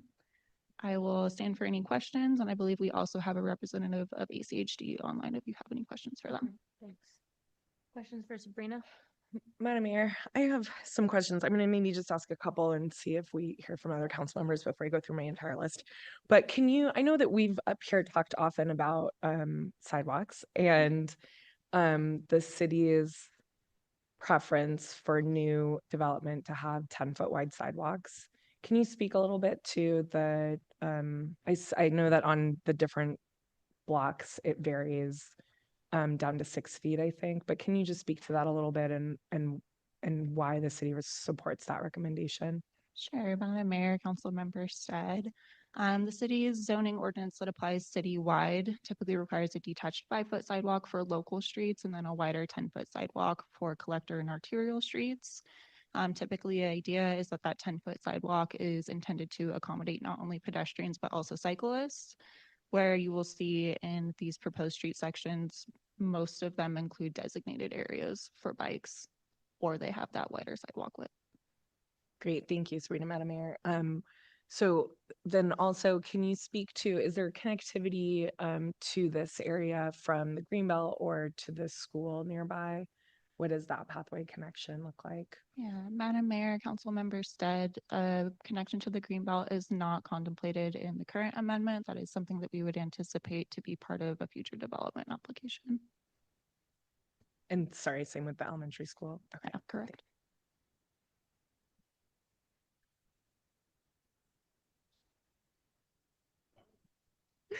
I saw there was some public testimony too around landscape buffers. So it might be the same kind of answer as the sidewalk, but why that varies in different places and why it was maybe, I think, reduced down to 8 feet. Sure. Madam Mayor, Council Member Stead, I believe some of those landscaping widths have been adjusted since the Planning and Zoning Commission hearing to address those concerns. And then in the street sections that do still show that narrower planter area, it's because there will be tree grates provided in the sidewalk that can accommodate the root growth underneath the sidewalk. Okay, thank you. And just a quick comment that I appreciate the staff's and the applicant's effort to remove the cell tower use. And then can we, so I know that in the, it went from 6.16 acres of open space down to 5 acres, or that's the proposal here. Can you speak to the city's recommendation for that, why that makes sense for this area? Yeah. Sure, Madam Mayor, Council Member Stead. The 6.16 acres that is included in the existing plan, as noted in the previous presentation, did also accommodate some commercial development. So it would have allowed up to 10,000 square feet of commercial building plus the associated site improvements, so parking areas, those types of things that you would see with development. The 5 acres that are proposed with the current amendment would be purely for green space and open space and would not allow any commercial development within that area. So so we're kind of substituting that acre. Is it my understanding, I guess, that there would not have been space for the 6.1 open space acres plus the 10,000 commercial square feet? Is that right? Madam Mayor, Council Member Stead, the Planning and Zoning Commission in their recommendation wanted to ensure that we weren't requiring more green space than what was anticipated in the previous plan. Okay. They wanted to just keep it as equivalent as possible. So we believe the 5 acres strikes that balance. Okay, thank you. And then, Madam Mayor, I have a couple of questions regarding funding provided from the CID, the Community Infrastructure District. Is that something that you can answer? Madam Mayor, Councilmember Stead, I will admit that my personal knowledge is limited, but I believe we do have David Hasagawa on the call to answer any questions. Great. Hi, David. So I do have a couple questions regarding the funding for the CID. Is this, will this project remove any infrastructure that was paid for by the CID? And can you also speak to, David, what, if any, of the new infrastructure might be requested for payment from the CID? Yeah, Madam President and Pro Tem Stead, that's a good question. I think one of the challenges in answering that question is the fact that because these are prototypes and we don't yet have the final plans, we're not able to answer that question of what the final infrastructure would look like and what may potentially be sought for reimbursement or financing through the Harris Ranch Community Infrastructure District. Thank you, David. And Madam Mayor, one more question to that. So David, is there a scenario where folks would be paying more than they are currently paying to cover what might be a removal? And let's say they're tearing out the sidewalk to put in some new infrastructure that was paid for by the CID, and now they're going to put in the sidewalk again, a different sidewalk or a wider, landscape barrier that would then be paid for by the CID. Is there any scenario where folks would have to pay more to cover that difference than the annual taxes that they would be expected to pay? Yeah, so Madam Mayor, Council Pro Tem Stead, that's a good question. The way that the CID works in terms of its taxes is that it has a fixed levy. And so as there is additional taxable value, then that incremental amount is used to fund additional create additional financing. So the dynamic that affects that is actually the taxable value of people's property more so than the infrastructure itself. And so I know that's a little bit tricky, but it really has to do around the taxable value of the homes within the district more so than the infrastructure itself. And then in terms of what might be sought, that's really a question for the applicant. Thank you. Thanks, David.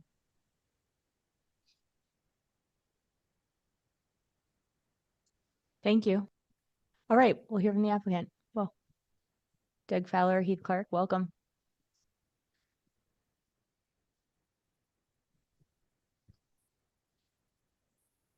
Doug Fowler, 877 Main Street, Suite 501, Boise, Idaho. And thus begins my third decade at the podium on this project. I've never been involved in a project where we've had to go through and repaint the fire hydrants before it was done. Currently as of last December,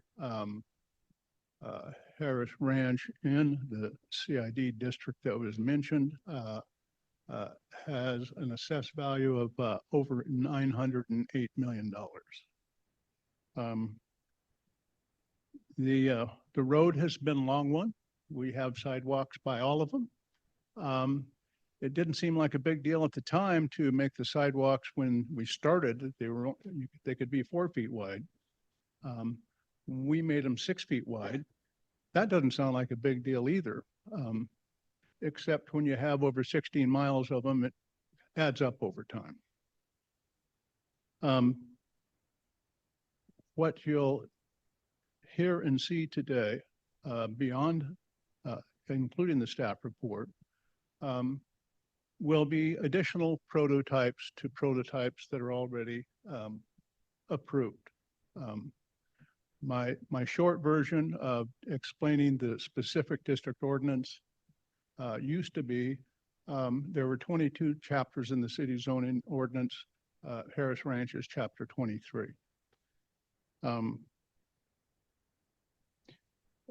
Mr. Clark will be going through in more detail what those additional prototypes and the accompanying street sections are. I would like to tell you that when we was before this body in 2007, it was an absolutely perfect plan. Of course it was. But times change and we all get better and we all get smarter. And we have to be wise enough to recognize when we can make it better. And that's why we're here today. Thank you. Hey, everybody. Heath Clark, 251 East Front Street in Boise, representing the applicant. And I'll do the nuts and bolts. And I think I have some elements here that will go to Councilmember Stead's questions as well, and happy to answer any of those.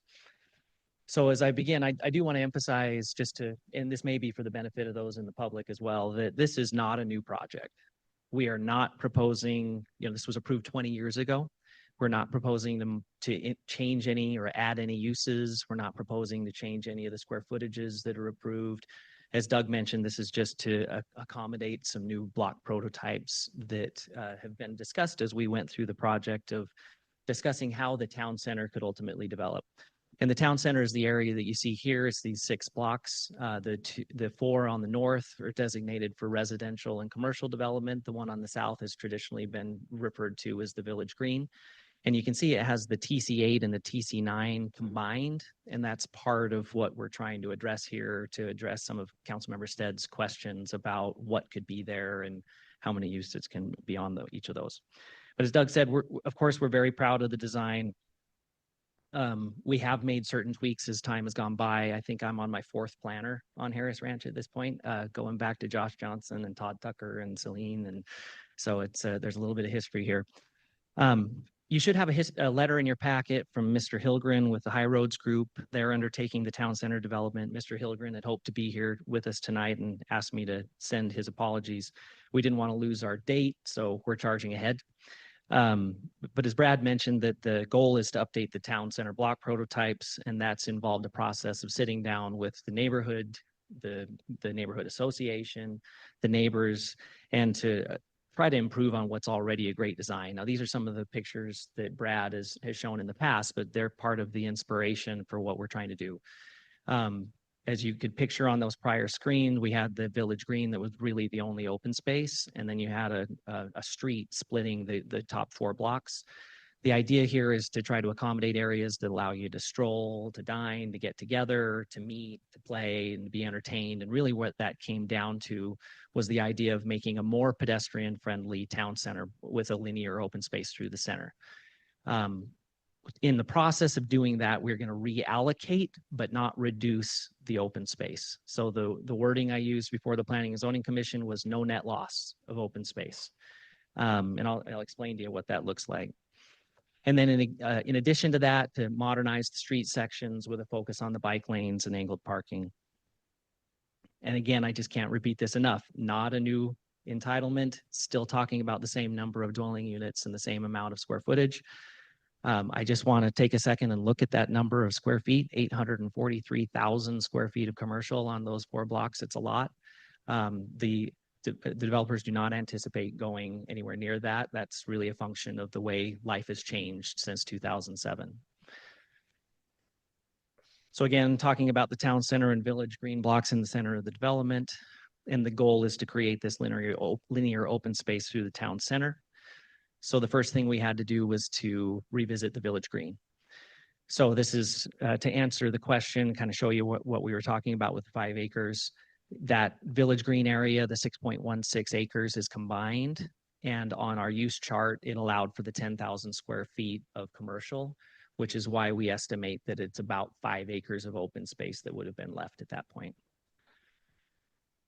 So in order to make this clearer, we gave the Village Green its own TC10. This is a new designation. It limits the uses. So as Sabrina mentioned, no commercial uses on that. And then the TC8 and TC9 blocks that have the typical commercial permissions. These are the 3 block prototypes. We started with block prototype 13. And through the course of the conversations with the neighbors, actually landed on block prototype 14 as being the most likely. What that does is kind of creates a wall away from the Warm Springs collector and slides the park up a little bit. Again, no new uses added. We used the same block prototype bulk standards that were already there. Okay, so this is for Councilmember Stead. So to answer your question about CID, the plan is not to touch any street improvements that may have been funded by the CID in the past. So if you look at the Old Hickory and Barnside Way picture on the left, you see a line, a vertical line with a P/L. That's the property line. Our plan is to provide improvements on the town center side, and that's what that represents. So there would be improvements to the street on the side that is not currently developed. The other side, where you see Old Hickory and Barnside Way, that is the current configuration. With regard to Park Center, the difference there is that the street section that we currently have does not allow for parallel parking. So we added the parallel parking there. Part of that conversation was to move the bike lane off of, actually add a bike lane, put it onto the sidewalk. And that has been part of that conversation about how wide should be the remaining width of the sidewalk, because it's not just a 6-foot sidewalk. It's a 6-foot sidewalk plus a planter strip plus a bike lane. So if at that point, if you continue to add, you're going to have a bike or a sidewalk section that's going to be pretty darn wide. So that was the reasoning for skinnying that up just a touch. So this is what a park center would ultimately look like with this reconfiguration. Again, the parallel parking being added. It would look a lot like a project you guys are very familiar with on 11th Street when it's done. So just to summarize, again, adding a block prototype for that linear open space concept with the new street sections to accommodate that. No new uses, no change in allowed height or setbacks. As you saw, we had a fair amount of homework to do after Planning and Zoning Commission. We've accommodated all of that. We also were able to work over the course of months to get everything out of ACHD that was needed. We had additional meetings with BB&A to make sure all of their comments were incorporated. And so at this point, we're in full agreement with the staff report, and we just want to say how much we appreciate how hard Sabrina worked on this one. It was great working with her. It's funny, these SPO1 amendments tend to take about 6 months longer than you think they will every time. And there's, as you know, with modern zoning code, the moment you throw a pebble in the pond, there's ripple effects everywhere, and you have to go track them all down. And Sabrina was great to work with to get that done. So appreciate that and happy to stand for questions. Madam Mayor, thanks, Heath. I know that this was a long time, not only just right now on this application, but this project in general is a very long time coming. I really see it as what will be hopefully a crown jewel in that neighborhood. And I know the residents are eager to receive it and see it complete. So thanks for the persistence to get it through. So a lot of public feedback that I've seen is about their preference for consolidated open space. And I'm wondering with the prototype 14, can you speak at all to like what the size of that consolidated green space is there? Yeah, let me throw a couple of thoughts out there too. So one of the concepts that has been discussed through the course of this is also Haystack Road, which is the road that's between the Village Green and those middle 2 blocks. It's not built yet. That would be one where there's a possibility of maybe having that be a private street to be able to allow some additional continuation. If we're estimating sizes there, and again, this is a bit rough, right? These are block prototypes, not scientific. That's about half of what the prior Village Green was. So call it 3 acres for that piece. Then you add the area for Haystack, and then you allow the linear open space to the north, and you pretty easily get to the 5 acres. Thank you. This is, Madam Mayor, sorry, one more question. This is kind of specific, and actually this should have been a staff question, but I'm wondering if you can answer. There was very specific conversation around in the angled parking, like the hangover for the cars. Do you know, is this ringing a bell? Like how are they going to stop and not just park on the sidewalk, I think was the basic conversation of it, without curbs. Has there been additional thought to that? Yeah, Madam Mayor, council member said, we went through all of the street sections and there's 2'6", 2.5 foot overhangs. Gary is here with BVNA and he is the car overhang king and he will make sure, he made sure that we had those there. So great. Thank you. And thank you, Gary. Anything else for Heath? All right, thanks. Thanks. Gary, come on up.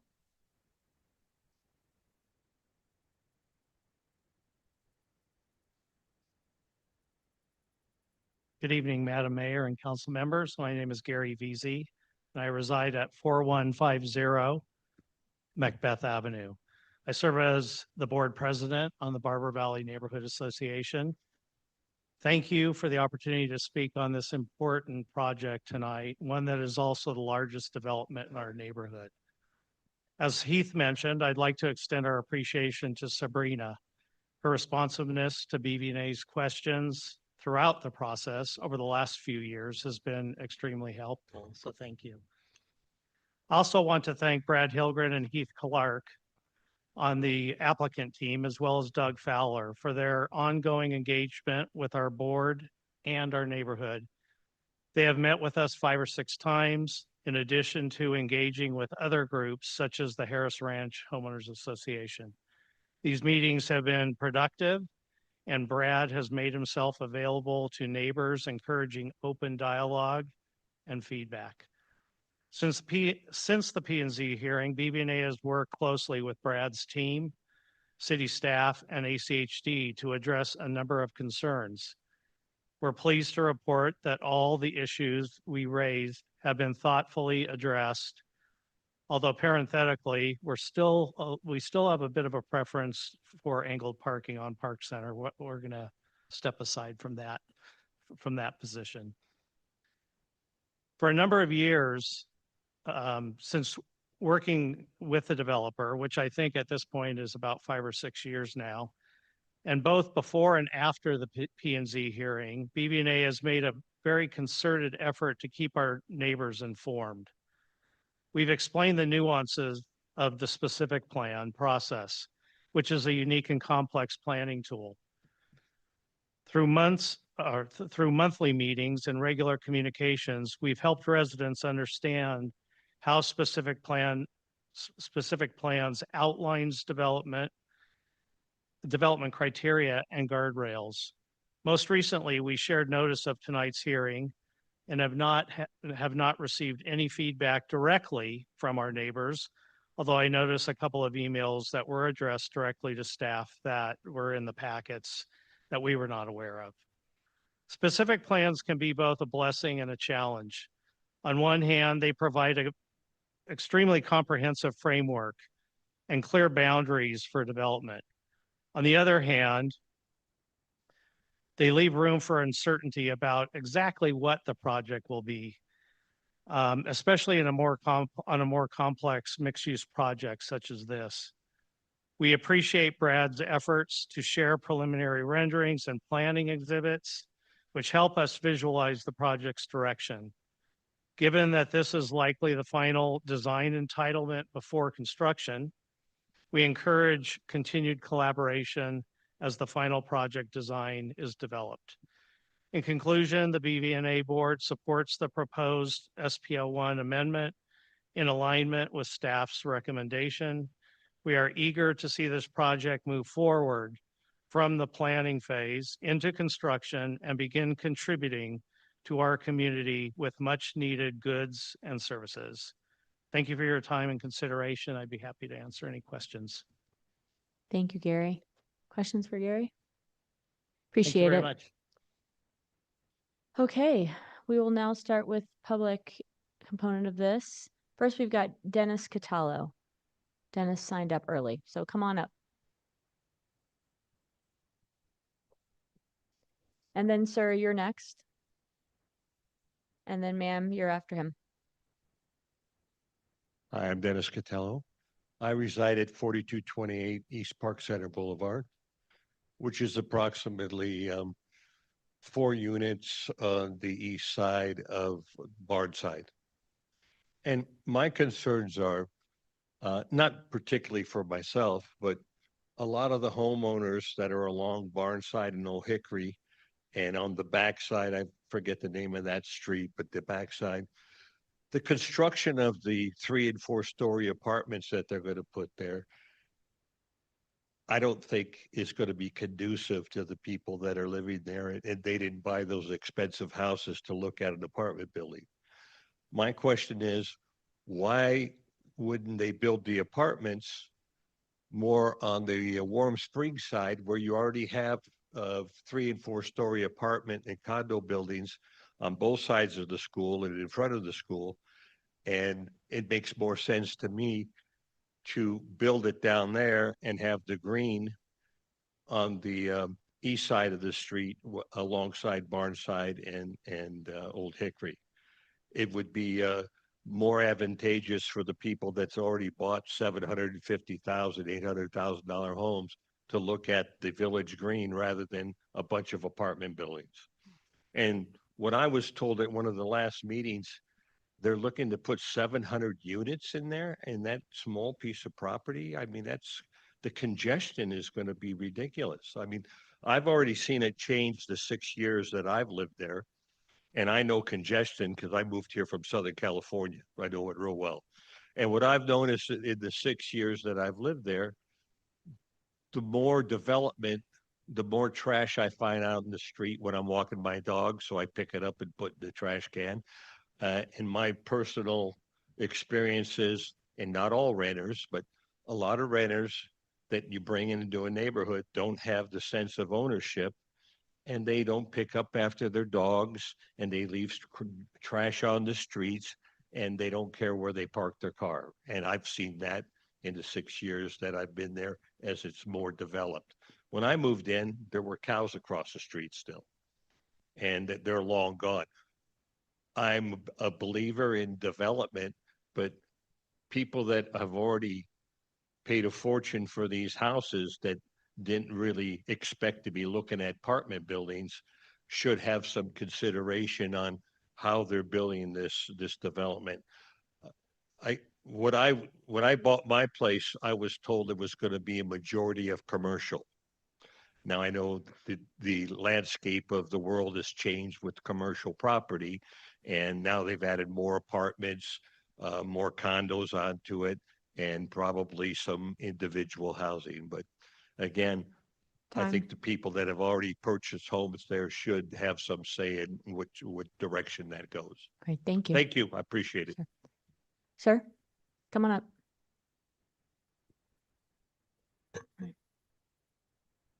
Are you planning on testifying? Okay. Come on up.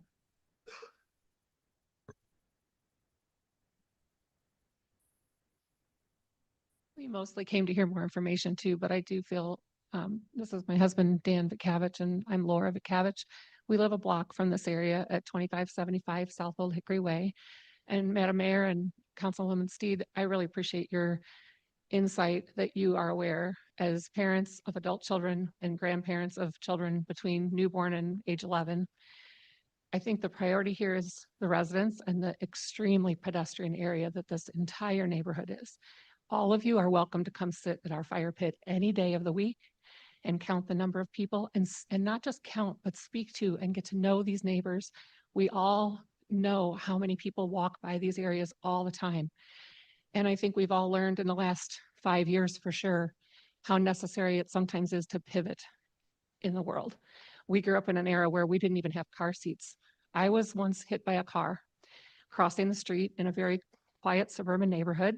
I grew up outside of Chicago. My husband's from New York City. We're very familiar with urban development. And the neighborhood I grew up in, where I got hit by that car, I don't remember if the sidewalks were 4 feet or 6 feet, and I don't think that's really that important, except that safety issues have changed. This neighborhood has changed over the last 10, 20 years. We have additional schools. Riverstone International School used to be located in Hidden Springs. It's now located in our neighborhood. Our children walk to East Middle School. Our children ride their bikes to Riverstone International School. Our children walk to Harris Elementary School. I have a young girl right behind me. I spoke with her just the other day. She's in 3rd grade. She's so excited to live in a neighborhood where she can walk home from school sometimes all by herself. There's kids riding their bikes every single day. This is so important. And to imagine, I'm a designer. I can envision a lot of things that even my husband, who's a very good engineer, cannot. Angled parking on Park Center Boulevard is beyond my imagination and comprehension. So I just hope that you'll continue to hear the feedback that I believe you've already heard. And I would encourage you to perhaps the slides went a little too quickly for me to see what exactly was on that community feedback from the planning and zoning representative who had the slide up there early on in this evening's presentation about what other feedback there was from the community, but that's so critical. So please continue to keep that in mind. And we do appreciate the developer's attention to listening to our neighbors, but it's just so critical that we remember that if you come and visit the area that's the, what do they call it? The food truck, right? That was kind of a grassroots effort. That's the kind of community that we're in. That grew from like a single food truck idea. I lent my wheelbarrow to somebody before I even lived here to help make that happen. And the people came together to make this area right now that we go and enjoy. We watch BSU games and we do so many fun things together as a community. And I think everything that's been said tonight, even by the other community member that spoke, it's really critical to consider that this wasn't, when we all moved here, this was envisioned as a community, as what it's described, a village green, a community center, a village center. And I think that's just the most important thing to keep in mind. Thank you. Yep, Madam Mayor, I have a question. Yeah. Switchback, right? Excuse me, ma'am. The council member has a question for you. I'm sorry. Yeah, switchback. Yes, the switchback. Yep, one of my friends ran that I used to fight fires with. So I guess the question that I have is I don't think that we're doing the angled in parking on I Park hope Street not. anymore. So I think that's been changed on the application. And I'm trying to figure out what are the additional safety measures that you don't feel like have been addressed.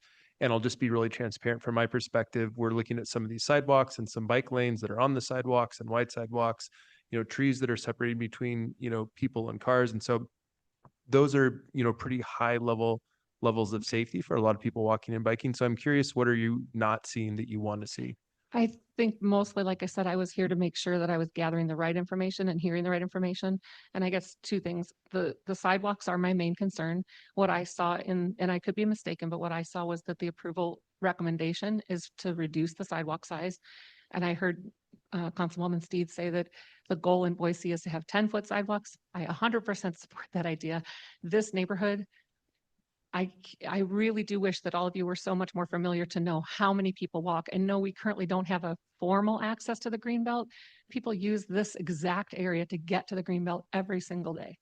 And so those just are really important things to keep in mind as you're voting whether to approve or not approve, whether the sidewalk should be 6 feet or 10 feet. It is a big difference. An extra 4 feet is, at least one adult, maybe a child and a dog. And all of those things are walking down these streets all the time. Madam Mayor, Yeah, I just wanted, you. I was going to Yep, just jump in and with I think you answered the question there. So I think I was trying to figure out if there was something in addition, and you mentioned the sidewalk, so I appreciate that. And I'll get some clarification when we ask questions from the staff again at the width there. So thank you. And the school, the location of the school. This Thank is you. immediately next to the school. Thanks. But I'm gonna let the council president pro tem clarify something for all of us. Yeah, so the staff clarified this, but just to repeat that, the 10-foot sidewalk recommendation is for the arterial I think roadway. busy streets. Yeah, like busy really streets, like, thank and you, yeah. I mean, everybody thinks their neighborhood street is busy street. Like But it would be the like, big streets. Park Center, Warm Springs, right?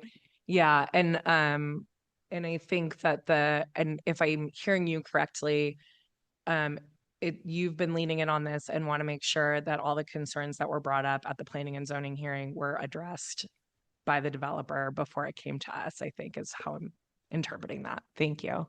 Thank you. Anybody else here to testify? Madam Mayor, I do have one online. Great. This is Randy Rano. Oh, hi, Randy.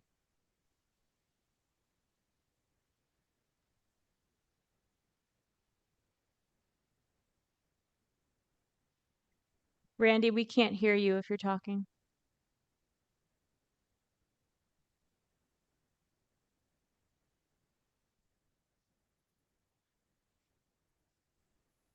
Can you hear me? Yep, now we can. apologies about that. Randy Randall, South Caddis Place. I just want to echo some concerns about potentially pausing what is actually happening because change does occur. And I'm going to highlight the fact that the blue area that was shown on the map by the developer is now a wildlife corridor. And the wildlife mitigation plan currently is a failure. And the reason I say the wildlife mitigation is a failure is in the last 8 months, I've seen seen 3 deer killed in my development. And in February, I heard a gunshot from a person that was driving on Warm Springs that put a deer out of its misery because a car coming through it hit it and it was laying in the middle of the road flopping around. I've personally been hit twice on my bicycle going across Hickory at Warm Springs. During the week, when I walk my dog at night, I typically see at least one or more cars go through the Eckert Road, Warm Springs. So we have a lot of traffic going through this, not residents. We have a lot of traffic going through this. Furthermore, the traffic on Warm Springs, until it was lowered even further to 35, had been averaging about 52 miles an hour. So I believe it's prudent because the wildlife mitigation plan is out of date. The wildlife corridor, and I can say this by 3 years of observational data, watching deer go from across Warm Springs exactly up this highlighted area where they want to build more homes. The other thing that concerns me is the whole foundation of Harris Ranch was welcoming wildlife and putting people close to nature. So there's road hazards that have evolved over the last 10 years that certainly weren't considered 20 years ago, let alone 10 years ago. I don't want to become a hood fixture again while I'm riding down or going across Hickory Way. I think that the mitigation, or these ponds that they've created, where we're now dumping toxins into our water that people will now be drinking. I think that we need to look at this potentially as another wildlife corridor and do better management of the wildlife than we're currently doing. When I contacted Ada County says the last deer incident they had recorded was 2017. Now, mind you, I've seen in the last 10 months, 12 months, 4 deer killed in this area, and that's unreported. So we're not properly managing this area. I disagree. Some may say that the residents welcome this. I absolutely do not, because I see more vandalism and riffraff because we're enabling that type of culture now. Randy, we're at time. We're never at time, but go ahead. Great. All right. Any questions for Randy? Thank you, sir. All righty. Anybody else? We're going to move. Okay.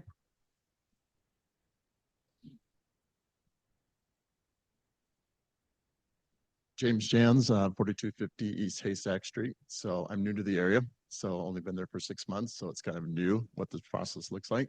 But I do want to just recommend, I mean, I think that they are doing an outstanding job. I moved from Boise in 07, and to see what's happened since then is like quite amazing. I do think I wanted to see what they're going to do at this town center, because I had heard there's hotels, I heard all this other stuff that was going in, condos and things like that. But I really wanted to see kind of the original design, which sounds like it's going to be the case, kind of having that town center that's accessible for eating and things like that, to kind of bring all areas together. And it sounds like, according to the plan, there's no changes in that. So I think it's just a great project moving forward.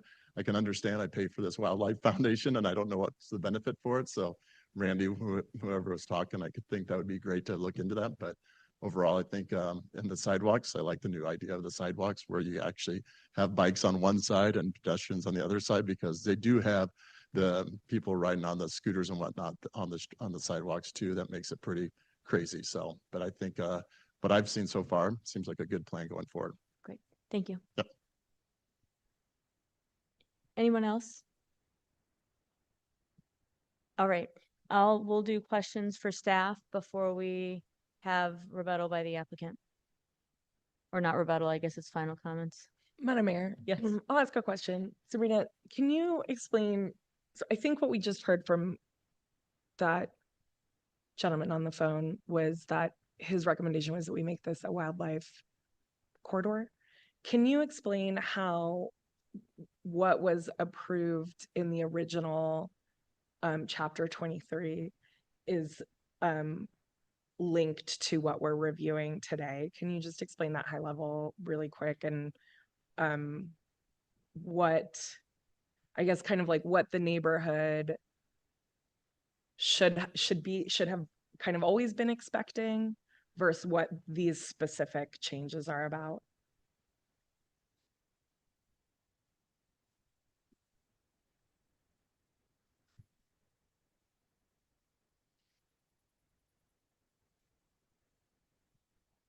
Sure. Madam Mayor, Councilmember Stead. So these blocks within the Harris Ranch development have always been designated for mixed use and then open space. So that's not being changed with the current proposal. The allowed uses within the village center are not being altered. The number of units that are allowed are not being altered through these amendments. Really, the crux of what's being considered this evening is the changes to the streetscape designs, as well as the proposed layouts for the village center and the open space. Thank you. And Madam Mayor, one other clarification maybe. So when we're talking about the connectivity to the green belt, and you say that will come in later developments, is, if I'm understanding that correctly, that's because we will look at those on site-specific developments that are the literal connection between this development and the green belt and the elementary school. Is that correct? Madam Mayor, Councilmember Stead, that's correct.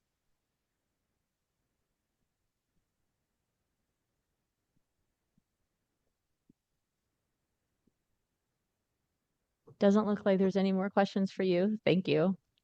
Heath, come on up.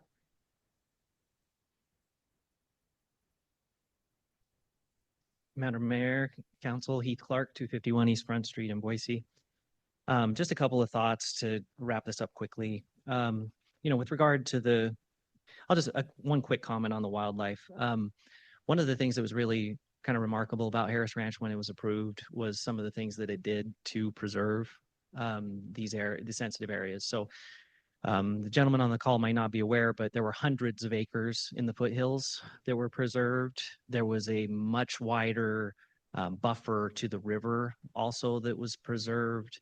The Dallas Harris Trail is over there.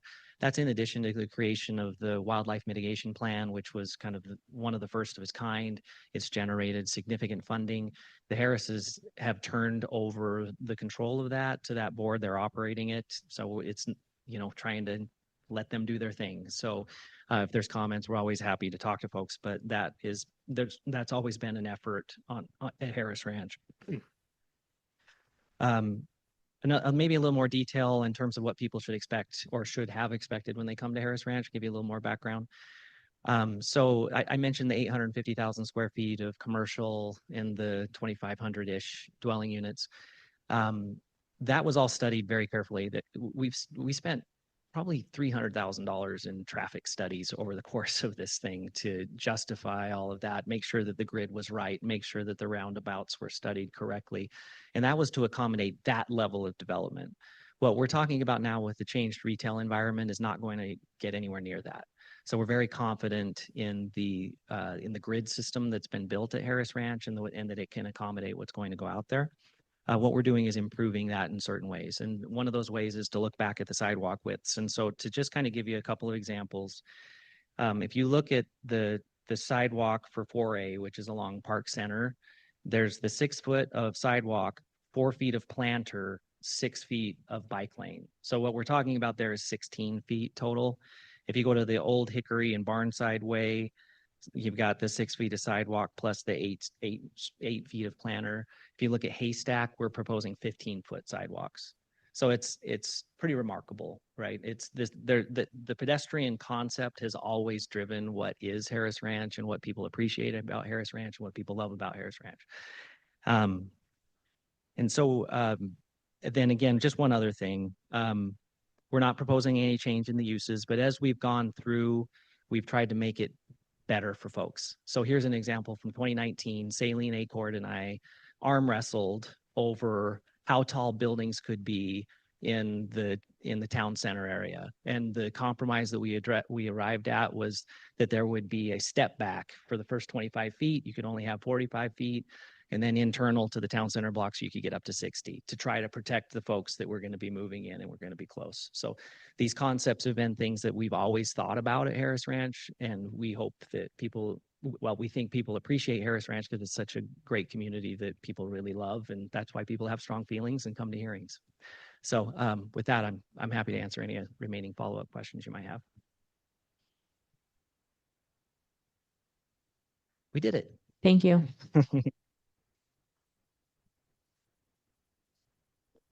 All right, with that, I'm going to close the hearing. Councilmember Stead, I think this is yours. Thanks, Madam Mayor. I move approval of ZOA 23-10, a zoning ordinance amendment to modify certain blocks, block prototypes, and street sections associated with the town center and Village Green blocks on approximately 18 acres, generally addressed at 3122 South Old Hickory Way in an SP 01 zone. Second. Discussion? Madam Mayor, I want to thank the Planning and Zoning Commission and also BVNA for their effort in leaning in and asking for more of this proposal. I think it got us to a better outcome that the neighbors are generally supportive of in the feedback that I read. Also the Harris Ranch team, it's not often that we have developers offer the community more than is required when it costs them money. And I think we've seen that in this proposal and also in what makes Harris Ranch such a wonderful place to live today. I am very familiar with the neighborhood. I have knocked for many, many hours and days and weeks in that neighborhood when I was campaigning, but also have many friends in the neighborhood. It's a really wonderful community, and it's why I've denied other planned communities because it's not as good as this one. And I think the neighbors fight so hard in this community to keep it great because of the community that it is. And I trust that these changes aren't going to impact that it will only amplify that. So I look forward to this coming to fruition, to getting that open space, to getting that vibrant community, that there is a home for the food trucks and markets and things like that, so that we see all of that come together. And I'm excited to see the vibrancy that this will bring to the heart that has always been the plan there. And that when I've spoken with neighbors around the Village Green are aware of that and eager for that and looking forward to that. Madam Mayor, just a couple comments here. And I think that Doug put it pretty well at the beginning. You know, things do change and things do evolve. And one of the separated elevated bike lanes that you're putting in was not actually something that anybody did anywhere outside of Europe when you were putting this plan together. Now we've got one on 11th Street. And if you live on River Street and you're a kid riding your bike to Boise High School, this is the route that you take, whether you're walking or on a scooter, because it's the safest configuration of a road that you can possibly put together.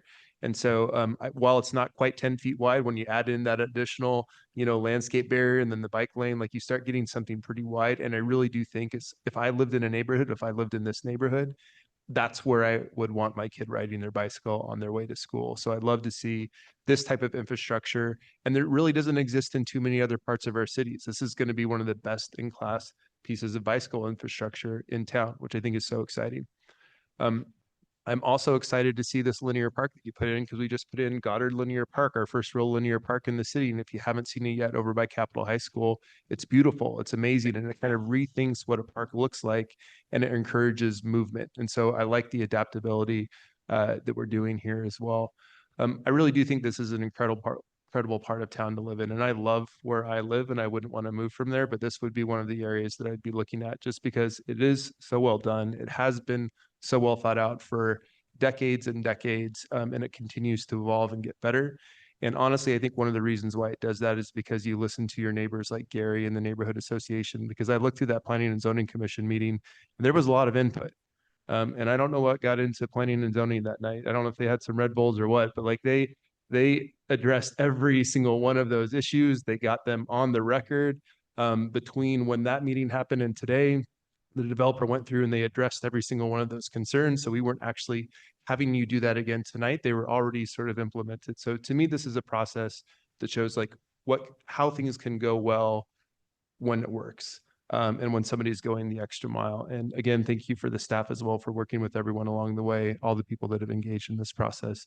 This is, I think, what we like to see here on council is when that process really involves people's voices and gets better as it goes along. Madam Mayor, I want to give a shout out to this project as well. It's my part of town too, and I remember the early mid 2000s driving through it. It looked a lot different than it does now, and it's really really cool. And some of the forethought that's gone into this area, Warm Springs was brought up, and people do go a little too fast there, and giving them a little bit of time to adjust to the lower speed limit, but they probably need to slow down. But the vibe on Warm Springs is a lot different than when you're actually in the neighborhood. I park on Haystack and watch my son practice flag football at Dallas Harris each week, and it's just a wonderful neighborhood. Lots of folks strolling around, and excited for this linear park to be able to have that kind of stroll feature. I think that this is fantastic. And I also just want to shout out to the neighborhood association. I think our neighborhood associations are so important, and they don't come with a big paycheck. So, but I think the things that they, may not be a compensation, but I think you are rewarded by a lot of the relationships that you build serving your neighborhood. And I want to thank the Barber Valley Neighborhood Association president for coming out and for all the work that he's done to be aware of this project and work with this developer. So just want to thank you for all your effort. Madam Mayor. Yep. Thanks. I'm really happy to see this tonight. I'll be really brief, but I do want to echo the sentiments of my fellow council members that it's so great to see a neighborhood association, a developer, comments from other people within the neighborhood to make something really great and really build a community.